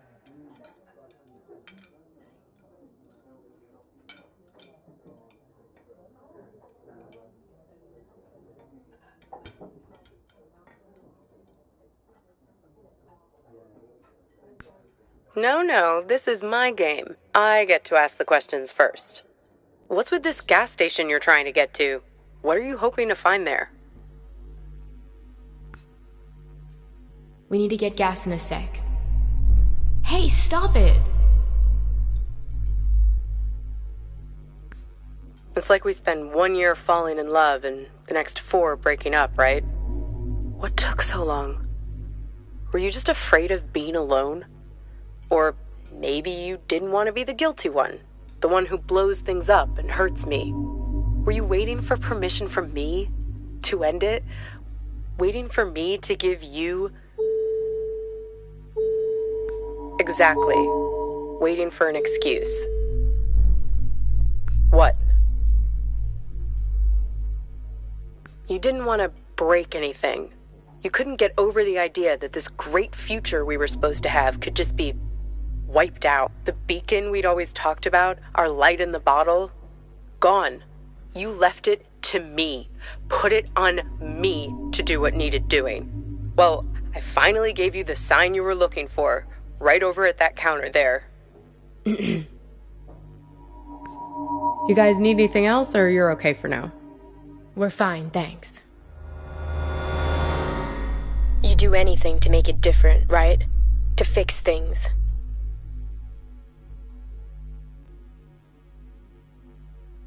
I can take you to that gas station, and I can be her for you. Together, we'll open the box.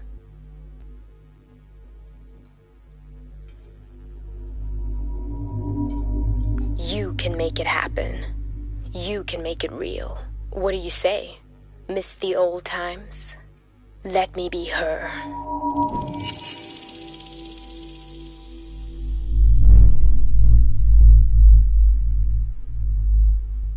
Okay, your choice. Now it's your turn. You can ask me one question, whatever you want.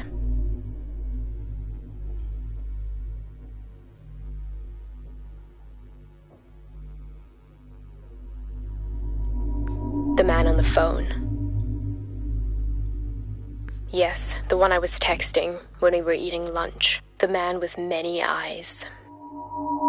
Yes, he has 10 eyes, like this.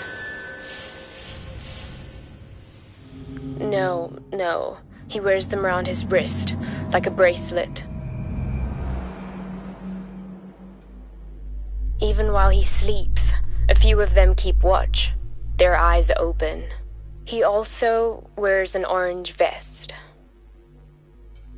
Find the man with many eyes, and his friend, the man with mirror eyes. They're the ones who did this to me. Close your eyes.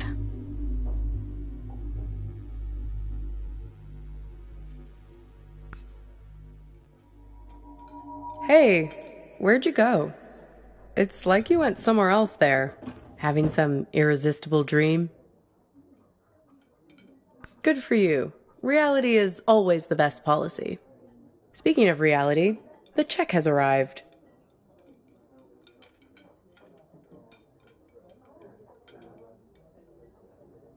Works for me.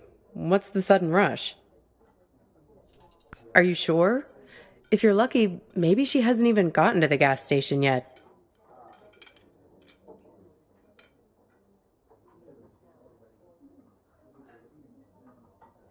Well, the card has Thursday 4 p.m. written on it, right? That was 2 days ago. And need I remind you that today is... Yeah. If we leave now, we can beat her there by nearly an hour and find out who's waiting for her.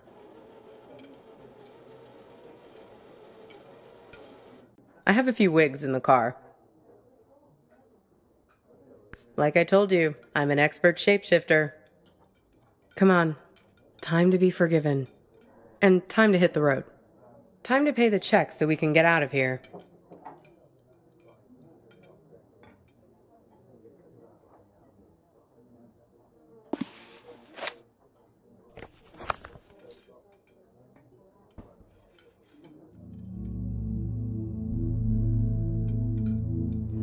This thing about robots is chilling. It says that 60% of the workforce won't have a job in 20 years.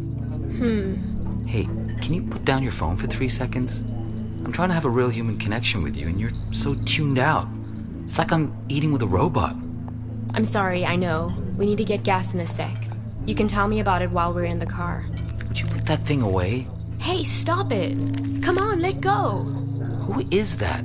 Who are you writing to? God, keep your voice down. Look, I've been driving for ages. I just need to space out a little. A little? It's like you're a million miles away. Can you just give me a break, please? We were just taking a break, remember?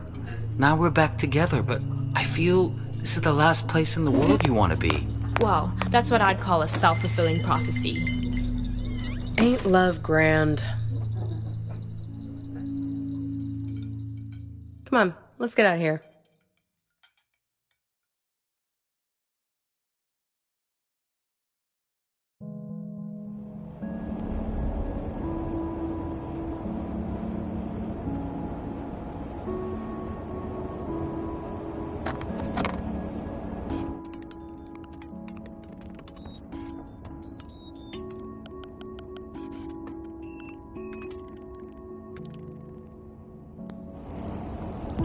How do I look?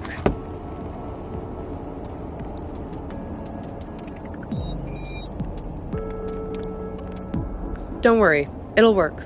I'm good at this. I'm a very apt pupil.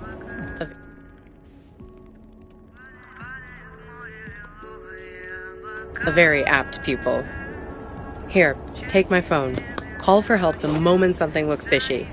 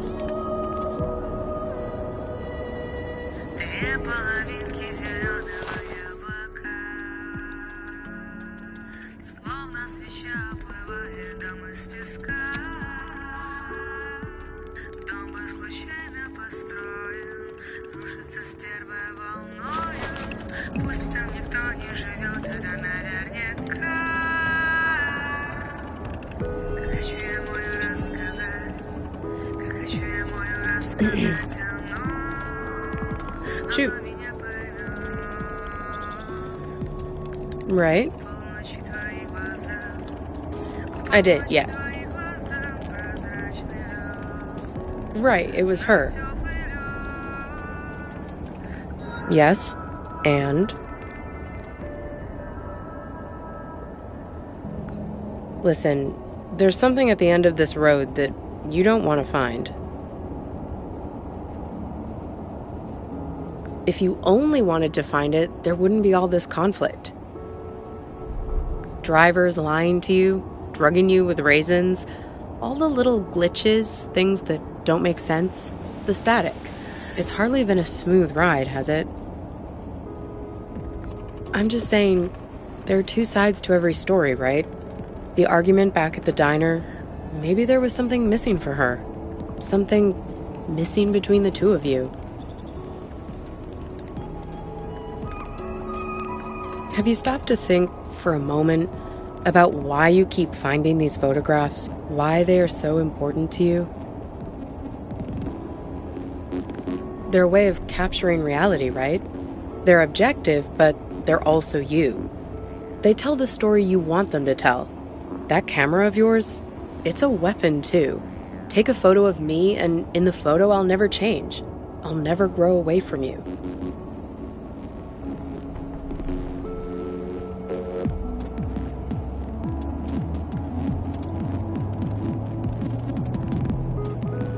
So what did you learn back there from your photo?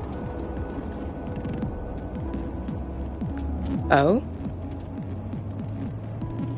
Oh, you have my phone. Why don't you call it then? And you think he's also this man with all the eyes? Hey, you said he has 10 of them, right? Have another look at that card. 10 little eyes. See him?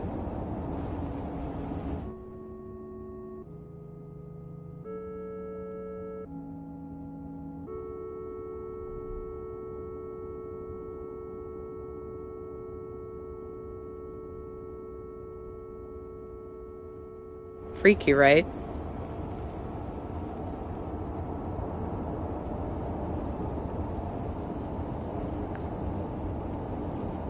Well, almost there now. Time to get in character. Sure, I can't see a thing. What gives? I can't. The car is jammed somehow.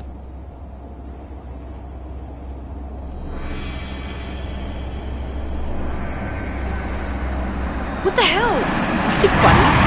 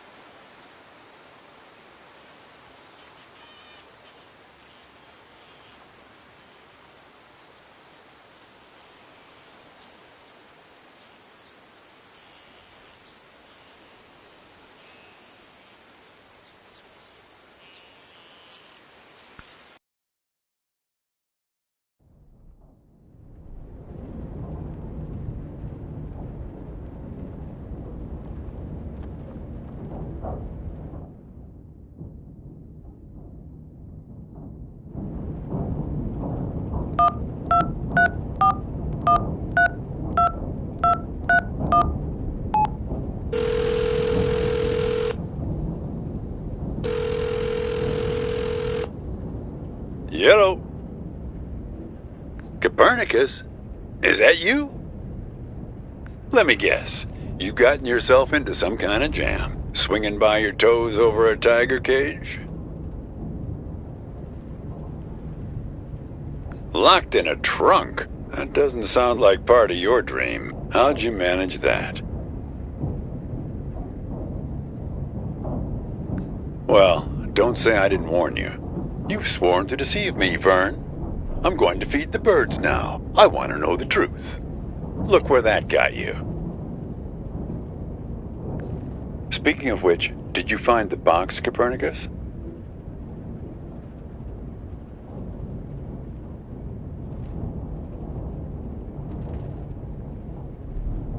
Figure out a way to open that box, Copernicus. Inside, you'll find out who you really are. Don't mess with him, kid. He's the final gatekeeper. Way too strong. You need to learn the spell first, before you can go up against him. Hey, if I knew it, I'd tell you. But let's start by getting you out of that box. Lucky for you, I've got my Farmer's Almanac here. Let's have a look. Hang on. C, cabbage, caraway, carrot, car trunk. First thing you should do is reach around for the latch. Sounds kind of obvious. Okay, next step. See if you can scare up the brake lights. Can you find them? It's a little gizmo with some wires. Okay. Yank on the wires and try to pull the lights into the trunk with you. Got them? What color are the lights? We need a green light, kid. A steady green light. That's the way forward. Gotta run now. Good luck to you, kid.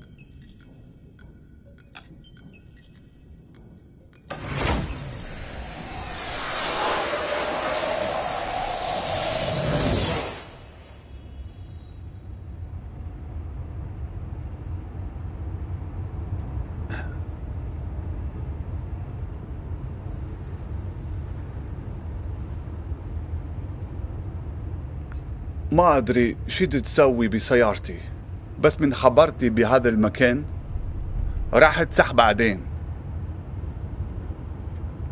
إنجليش. آسف، ما أدري هاي مو صدق، بس أنا أشعر به. كاني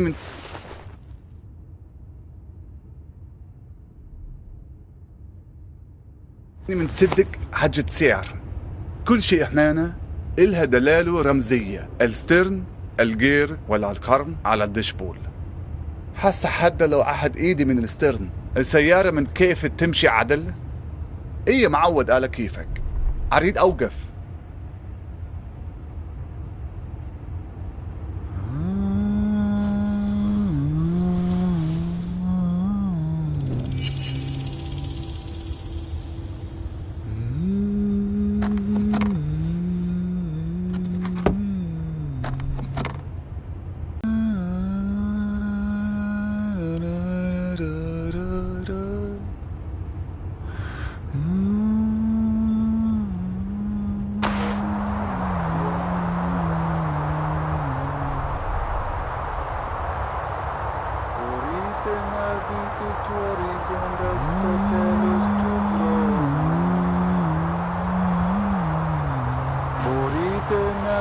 memory on the only esquina del camino.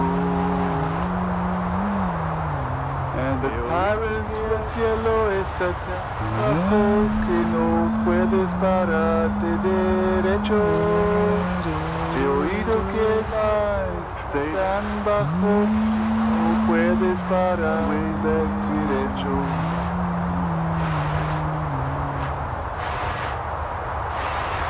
I'm sitting here, my gaze is drifting over the horizon. And I lost my memory on the only way del camino. And the tyrants race over the glowing asphalt, and I try to find an image of you.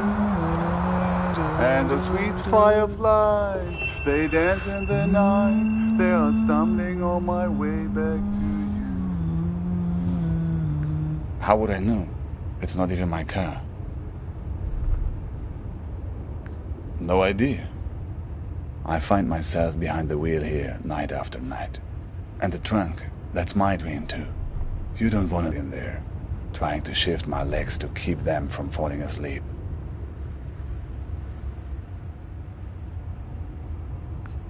Why should I know? What makes you think you can turn up out of thin air and interrogate me? Who are you anyway?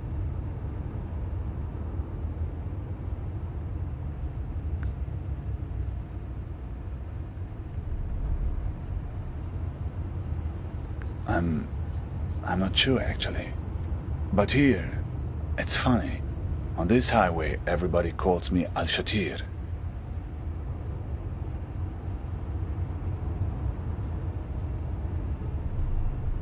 Never heard of Ibn al-Shatir? A famous astronomer. I guess you don't learn about him in your schools. One of the forefathers of astronomy, in many ways a predecessor to...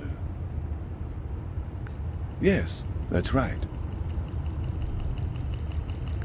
Copernicus, Al-Shatir.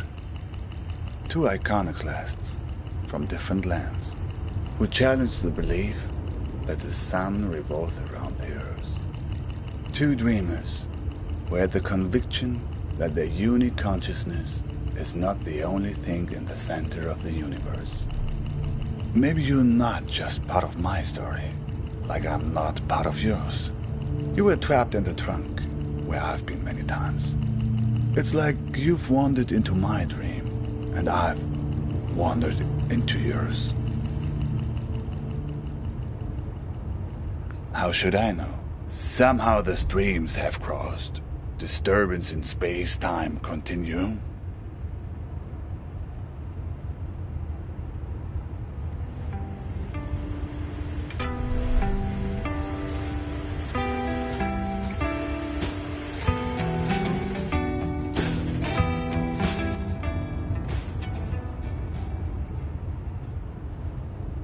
Me?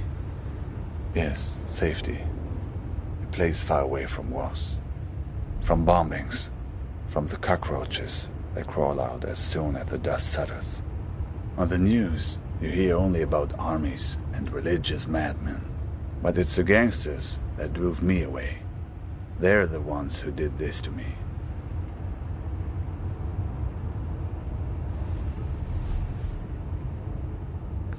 I'm one of the ones who didn't make it. Not all the way.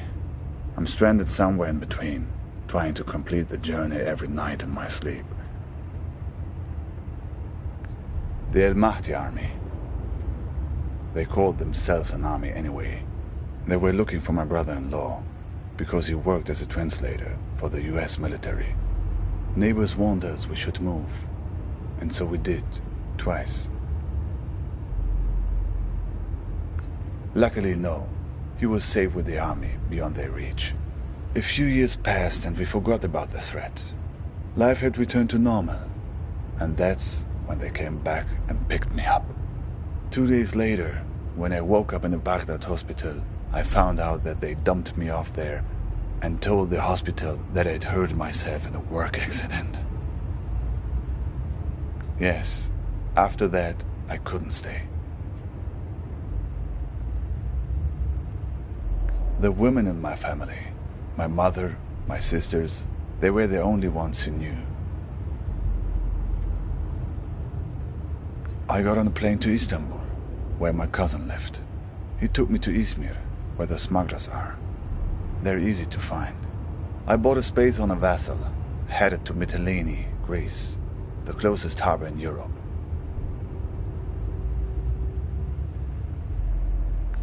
No, they had a system that you would pay your money to a broker, and he'd give you a token. Once you go to the other side, you show the token. Only then does the broker pay the smuggler. We couldn't leave for 5 days. Too many Greek army ships in the sea. Every morning, getting up at 3:30 to make a go of it. By the 5th day, I was so tired of waiting that I wasn't even scared to get on board any longer. Finally, impatience had overtaken fear. The men on the ship only speak Greek. At first, people are worried that it's pirates. They take everything from the passengers. Sometimes take the passengers themselves. Sometimes just ram the boat and laugh as it sinks. But no, these are police, it turns out. They take us back to Turkey, where I'm waiting, and waiting, and waiting. Of course, I did not remember all this in my dreams at first. These were things I remembered from clues I found along the highway. I've dreamed this highway, this car before, many times.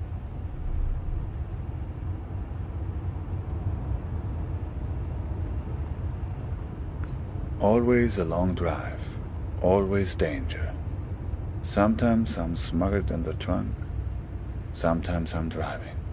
Always checkpoints, inspections, betrayal, always from someone who pretends to be my friend. What is your dream about? A breakup? That's it? Ah, that's more like it. Who has been kidnapped? Who's this person that's been taken away from you? Do you have a photo? Who knows? Maybe I've seen her somewhere along this highway.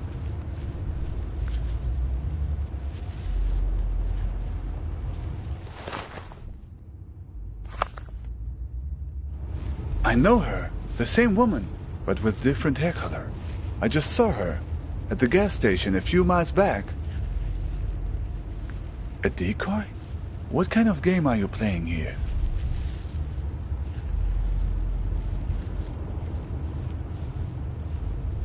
I pulled in there because I was worried about engine trouble. Yes, that's right. There was a scene there at the gas station. She was being questioned by 2 men. She seemed to be explaining herself, pointing at the empty passenger seat in her car. They didn't really seem interested in her, though. They were more interested in the empty car seat.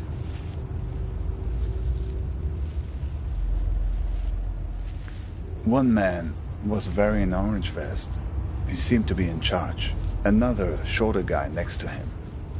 Mean looking, like a shrew.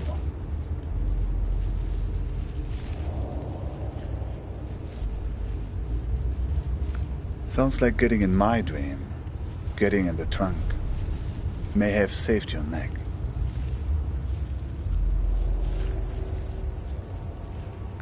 No, I didn't get a look. I just heard one strange thing they said. That they were looking for a guy with 8 fingers. They were going to find him. Something like that. 8 fingers. 8 digits, maybe. Uh-huh. And you wouldn't happen to have a strange blue box with you, would you? That was the other thing they mentioned. They have the key, but don't want the box opened. Well, if they were chasing you, Say, have you noticed how many tumbleweeds there are suddenly? I don't know, but the weather also seems to be turning suddenly. Turn on the radio and see if you can find a weather report.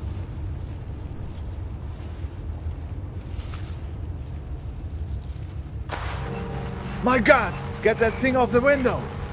Get it off! Get it off!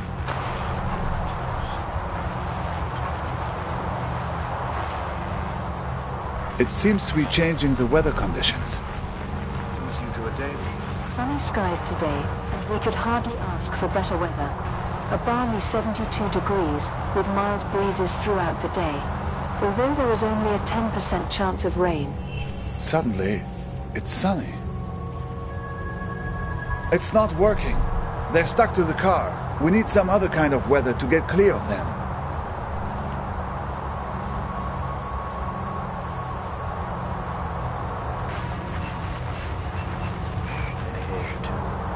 A bus, level 3 thunderstorm.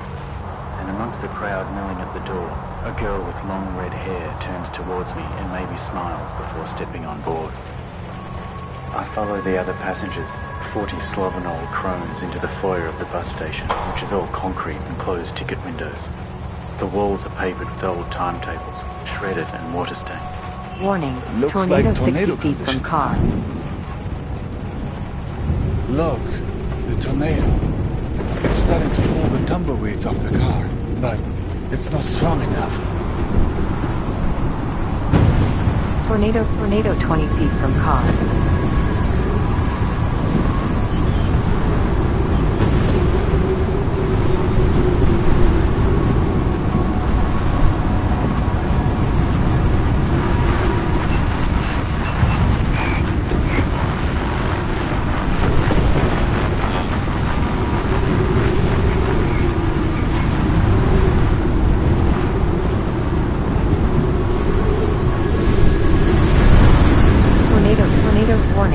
Tornado 60 feet from car.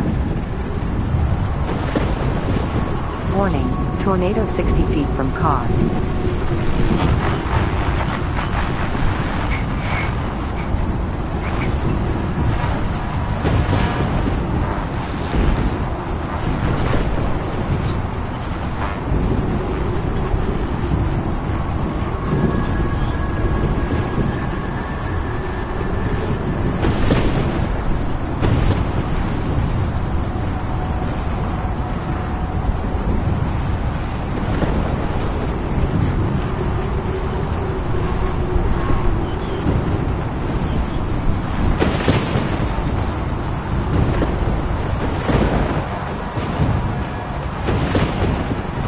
Warning, tornado 20 feet from car.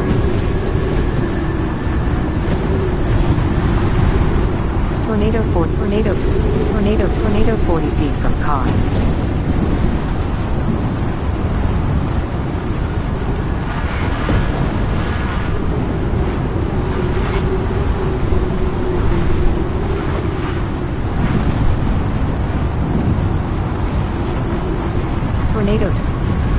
Tornado 40 feet from car.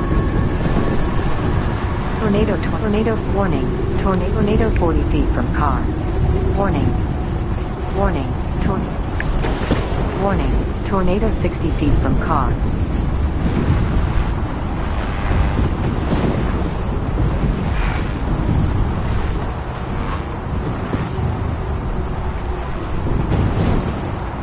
Warning. Tornado 20 feet from car. Tornado 20 feet from car. Tornado 40 feet from car. Tornado 20 feet. Tornado warning. Tornado 60 feet from car. Warning. Tornado 60 feet from car.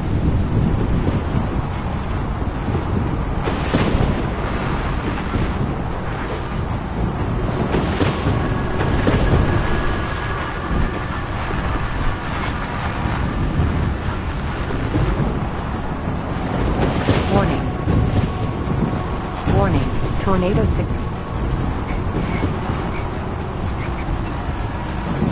Warning. Tornado 20 feet from car.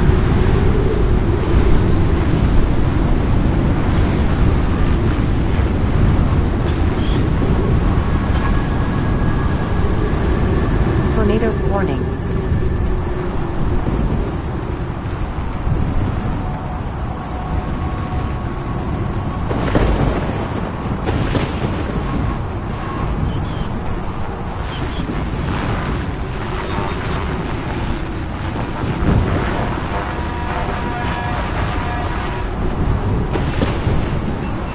Warning, tornado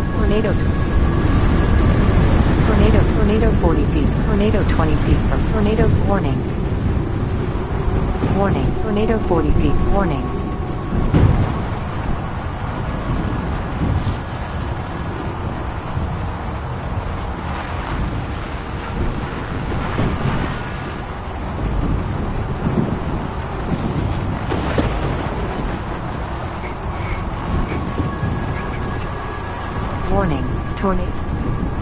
Warning, tornado 60 feet from car.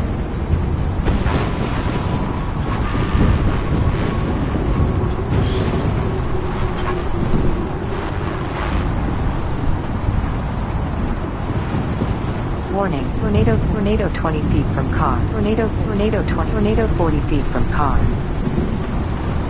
Warning, tornado 20 feet from car. Tornado warning, tornado 60 feet from car.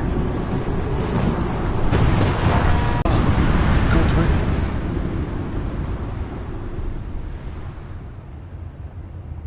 Look, that was very strange, even for this place.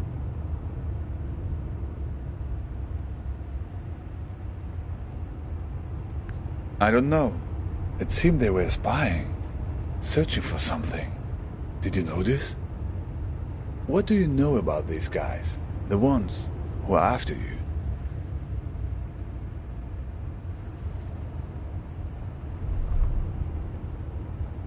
Oh, let's see.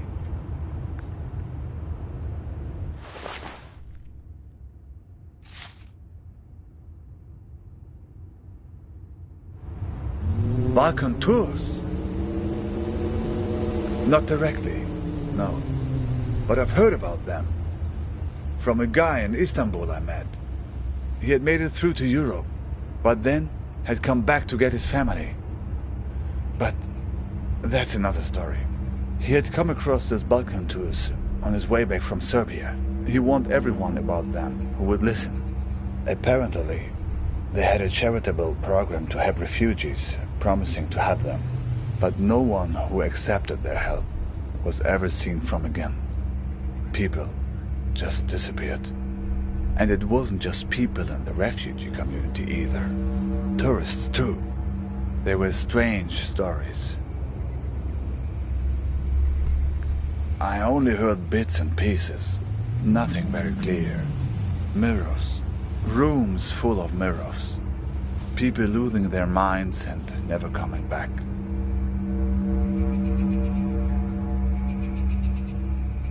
Yes, people who were heading from Turkey into Croatia and Serbia were being warned about it. Watch out for mirrors. Rooms full of mirrors. Rooms full of ice.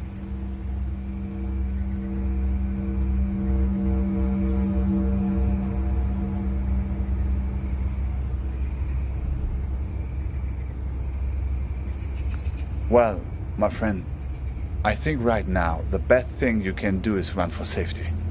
They probably have a good beat on your location, assuming the tumbleweeds were on their payroll. Make no mistake, these guys are dangerous.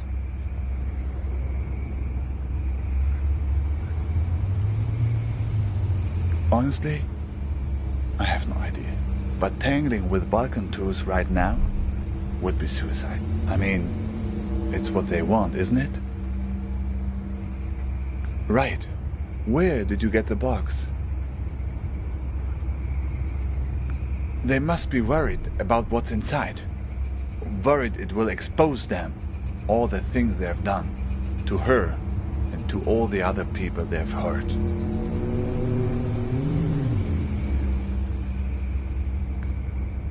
I wish I knew. Even if I make it to my destination, I'm still not home. That's what it means to be an exile.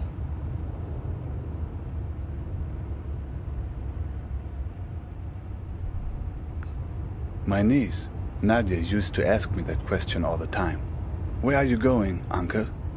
She was the only young person who knew I was leaving.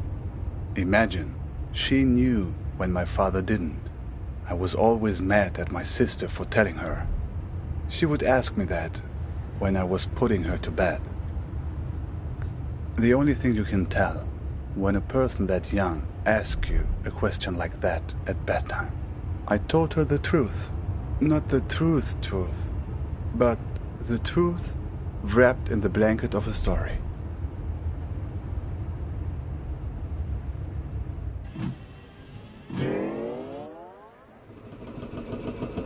There's a place where the river Tigris runs through Baghdad.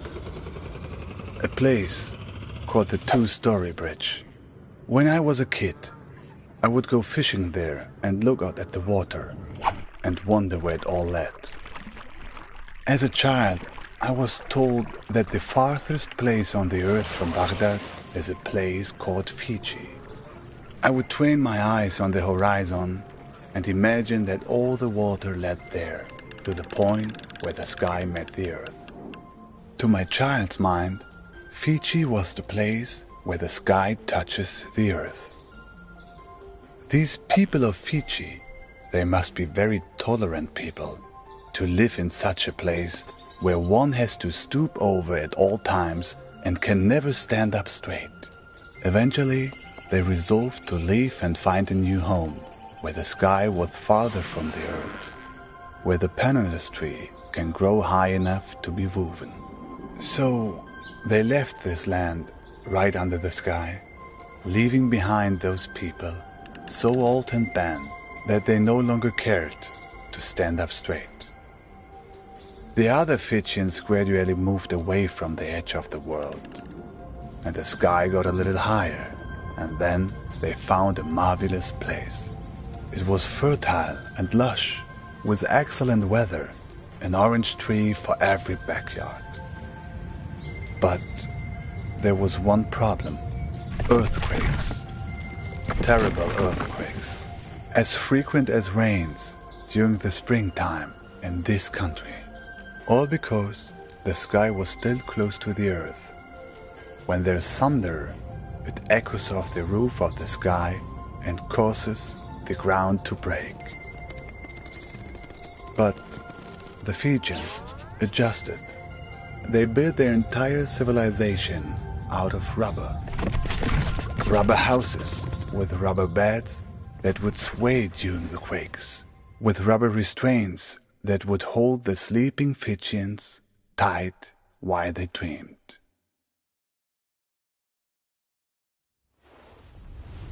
But Nadia didn't want a bedtime story about that. She wanted a story about good and evil. The kind of story with a splinter in its toe, whose terrible roaring causes the earth to break. Nadia slays the dragon and saves the people by uttering a magic spell. Gonothi se auton. Gonothi se auton. It's actually Greek. Rolls right off the tongue, no? Okay, that was interesting. Can you say that again? All the mirror eyes closed.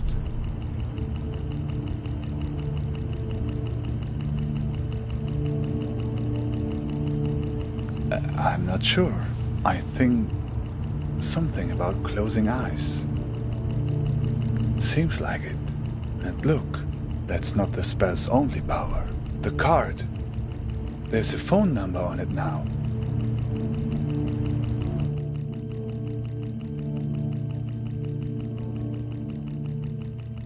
Do you know what this means? I think you're ready to make a certain phone call. Ready to put your spell to use?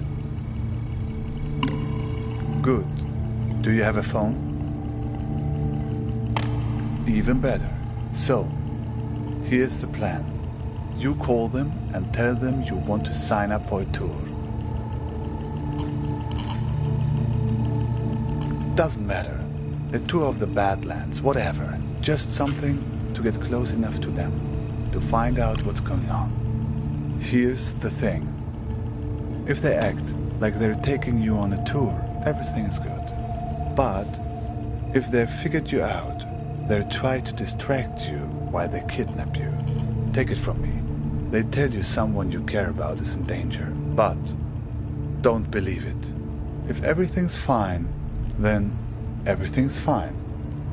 But if someone you know is in danger, it's a trap. Get out of there. Are you ready? Dial the number.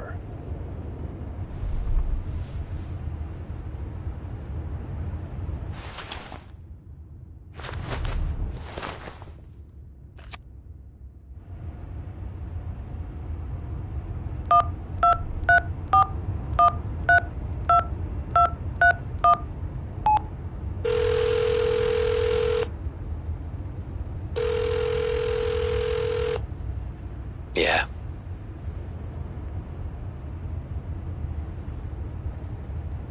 Yep, what can I help you with? That's a big park. You near the Argus gas station on Route 90? Alright, I'll pick you up in an hour.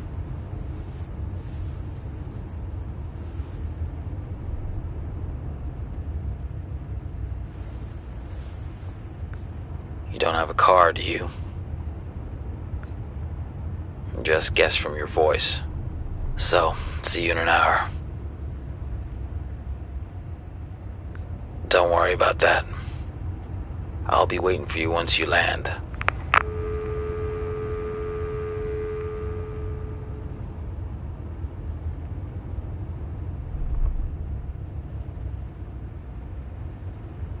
So, it worked then?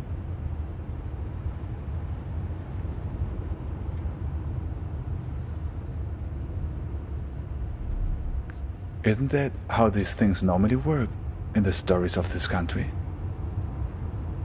Other character shows up, imparts some hard-earned wisdom, then conveniently fades away.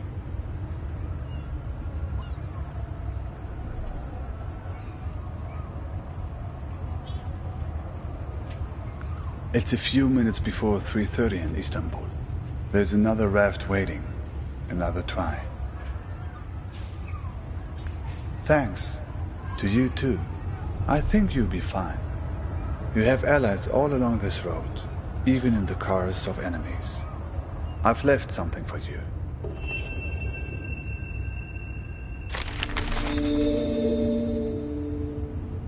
Hey, sorry I haven't written in a while.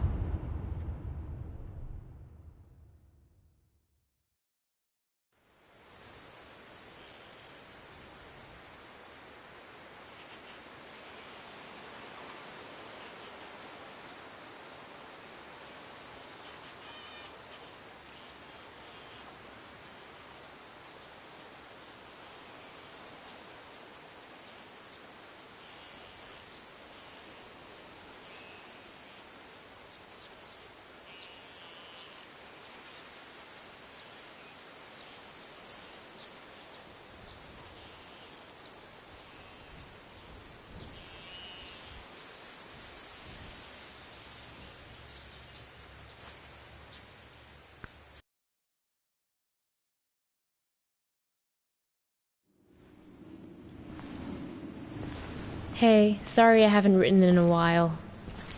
It took me all morning just to figure out where to buy stamps here. So, I'm sending you something from my trip, like I promised.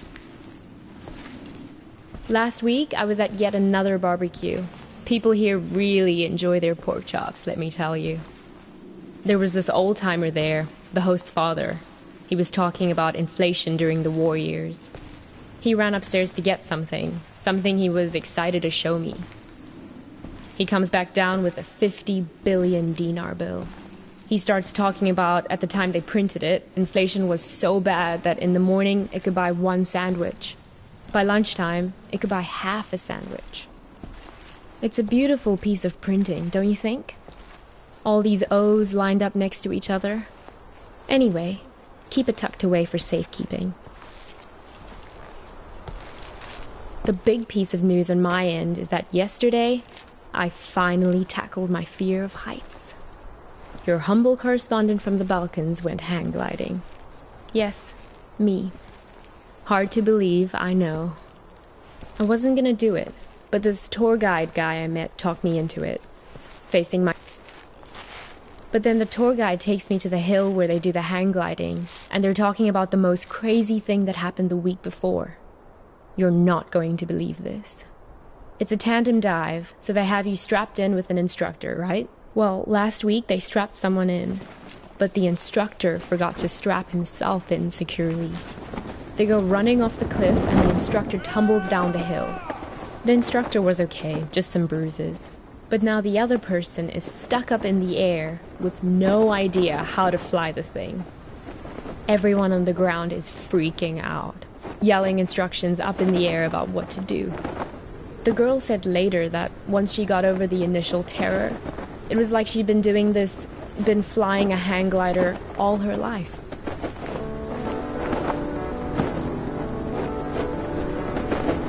It must have been exhilarating, conquering that first wave of fear. And once you're up there, it is amazing. The best thing is that you look down and there are these tiny white cotton ball things on the ground, and then you realize they're sheep. It's not so hard to steer either once you get the hang of it. Today, when I was looking for stamps, I bought one of those inspirational refrigerator magnets in a tourist shop. It says, "Do one thing every day that scares you." I know you think this kind of thing is cheesy, but I actually think it's profound.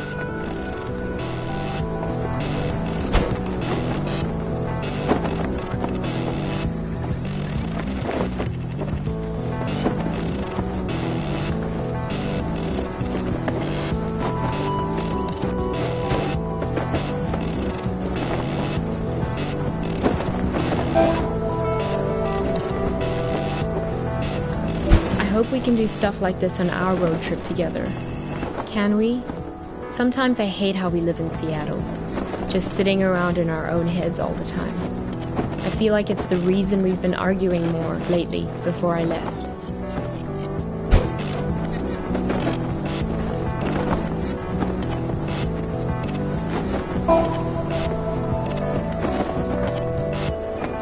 If you don't shake the fear out of your system on a regular basis, it curdles up into anger.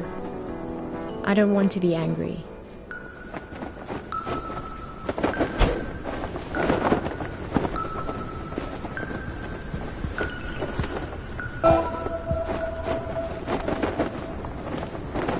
Well, time for your idealistic correspondent to sign off.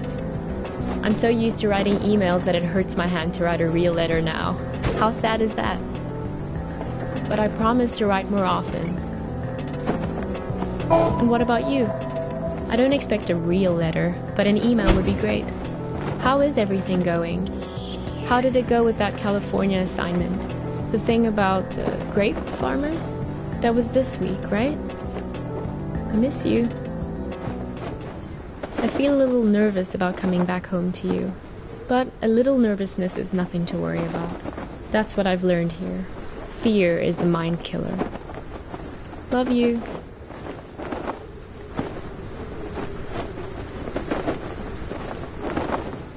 Geez, there you are.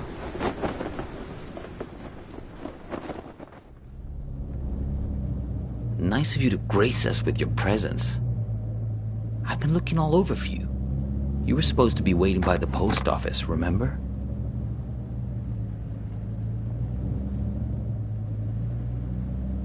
Look, we've all got a lot on our minds since the accident. I don't have time to drive all over Mankato looking for you.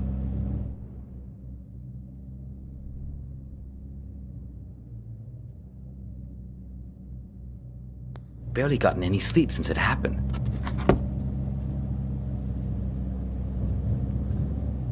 Duh, the accident, right?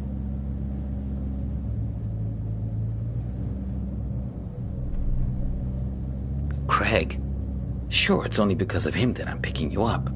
Honestly, some of us weren't so happy about the idea of having you around in the hospital. but he made a good case for you in that altruistic way of his. Said, we're not here to pass judgment.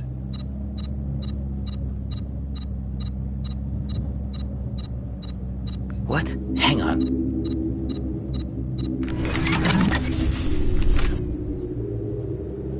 Shut up. This isn't just any kind of phone call. Yes. No. I know.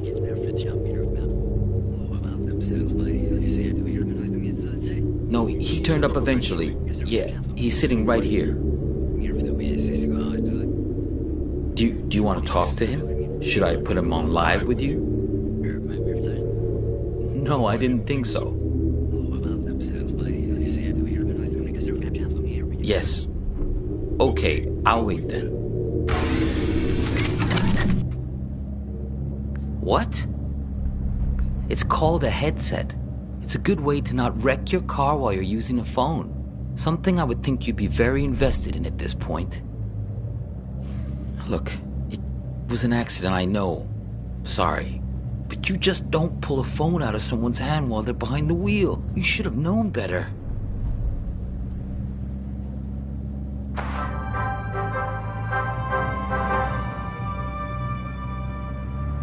This is Skycam from KTOE, reporting to you from Mankato.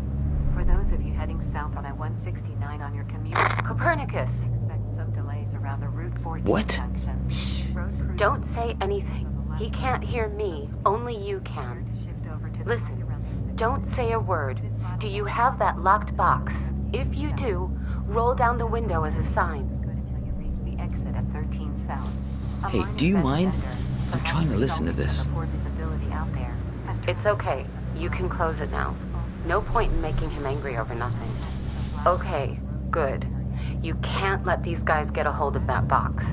He may even have the key on him, this guy. They're taking you to her, but you have to be careful. You need to figure out how much they know. To the hospital. Is this funny to you? Because it's not to me. For those of you heading... Do you really want to go there? You really want to talk about this? Now? Of all moments? Fine. Listen, I know that she wasn't honest with you, that she couldn't bring herself to be straightforward about her feelings. I know it hurt you, man. But you two'd been growing apart for a while. In the end, she just wanted to be with someone more dedicated. That's the direction she was growing in. It didn't happen overnight, but the trip to Europe and meeting Craig, yeah, that was a big part of it.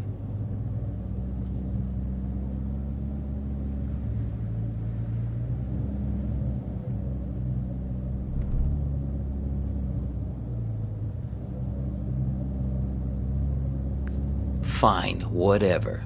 Yes, we're all working against you. Are you satisfied now? Because this is hardly the time to bring your hurt feelings out onto the stage. Can I tell you something? You're a great photographer, I mean, nobody doubts that, man. But at some point, if people keep screwing you over, keep betraying you, at a certain point, if everywhere you go, people keep being assholes to you, well, guess what? Maybe you're the asshole. The radio? Sure, go ahead. Copernicus, there's no time to lose. You have to act quickly now, before he puts that helmet on again. Use this bell. Stop him.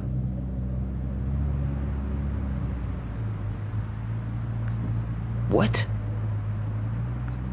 Yeah, know thyself. That's what I'm talking about. Gnathi Seaton, Greek for know thyself. That's a good start. I know you've had a rough 24 hours, but we all have. I mean, she's my sister after all. He's lying. Hang on again, I gotta get this. Yeah, I'm here. We'll be there in just a few minutes. Yeah, he tried it just like we expected. No, I'm fine. Yeah, I agree. It's time to call his bluff. Step on the brake. Stop him. Do it. Step on the brake. Ah, what are you doing? Let go.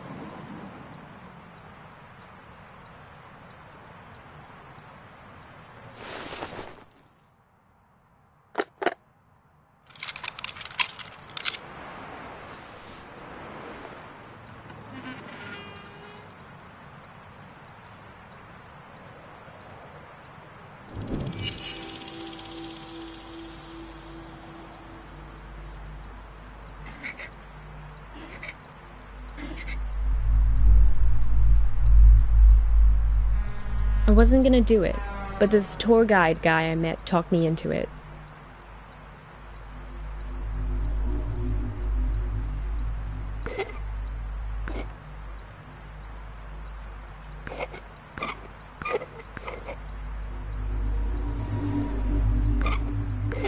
I wasn't gonna do it, but this tour guide guy I met talked me into it.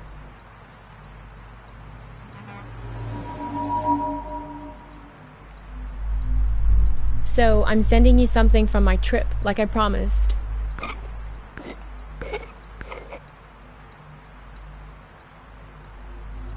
You two came by my house, yes? See, that's my silo. There in the background. That was some argument.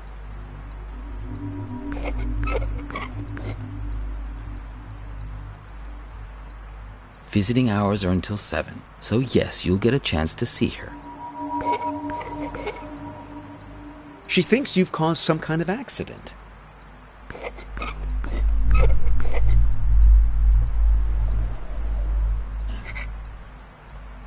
I'm going away for 2 months. I'll be back before you know it. Here's a security deposit.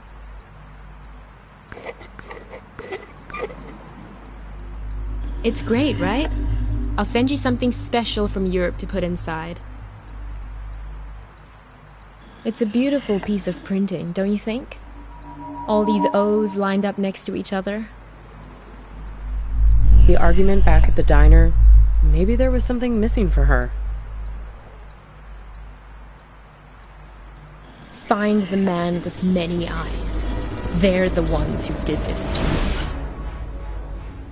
He has 10 eyes. He wears them around his wrist, like a bracelet.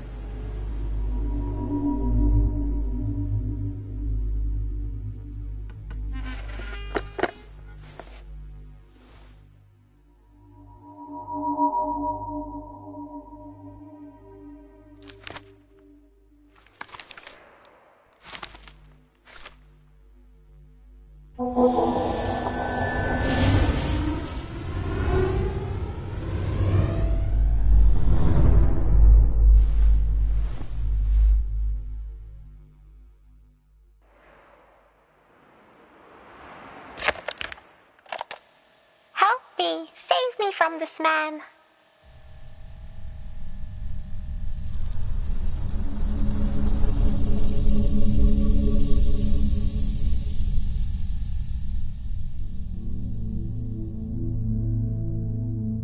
Help me. Save me from this man. Oh, please. I think you flew into the bottle on purpose.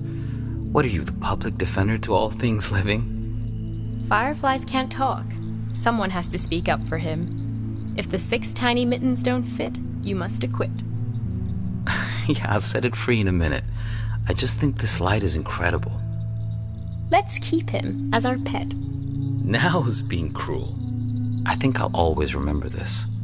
This is one of those nights, right? One of what nights? We'll always have this. If you ever get to a point where you feel like you've lost me, all you have to do is find your way back to here and sit down beside me. I hope the grass isn't so wet next time. I'm serious. Write a note to your future self and put it in this bottle. If there's ever a point where things have gotten totally screwed up between us, that moment isn't real. This one is. All you have to do is find your way back to me. What if I can't find the way? That's why I've made you this beacon. A bottle with a green light to show you the way. Sense of direction isn't exactly your strong suit, Copernicus. Let's make a pact. With this honorable firefly as witness. I promise my screwed up future self won't mess this up for us. I don't know. My future self can be a real jerk. Mine too. We're going to make mistakes. Hurt each other. Everyone does it. So, time traveler, what news? What wisdom do you bring from the future? That it's never too late. That any mistake can be fixed. Good, if that's what you believe.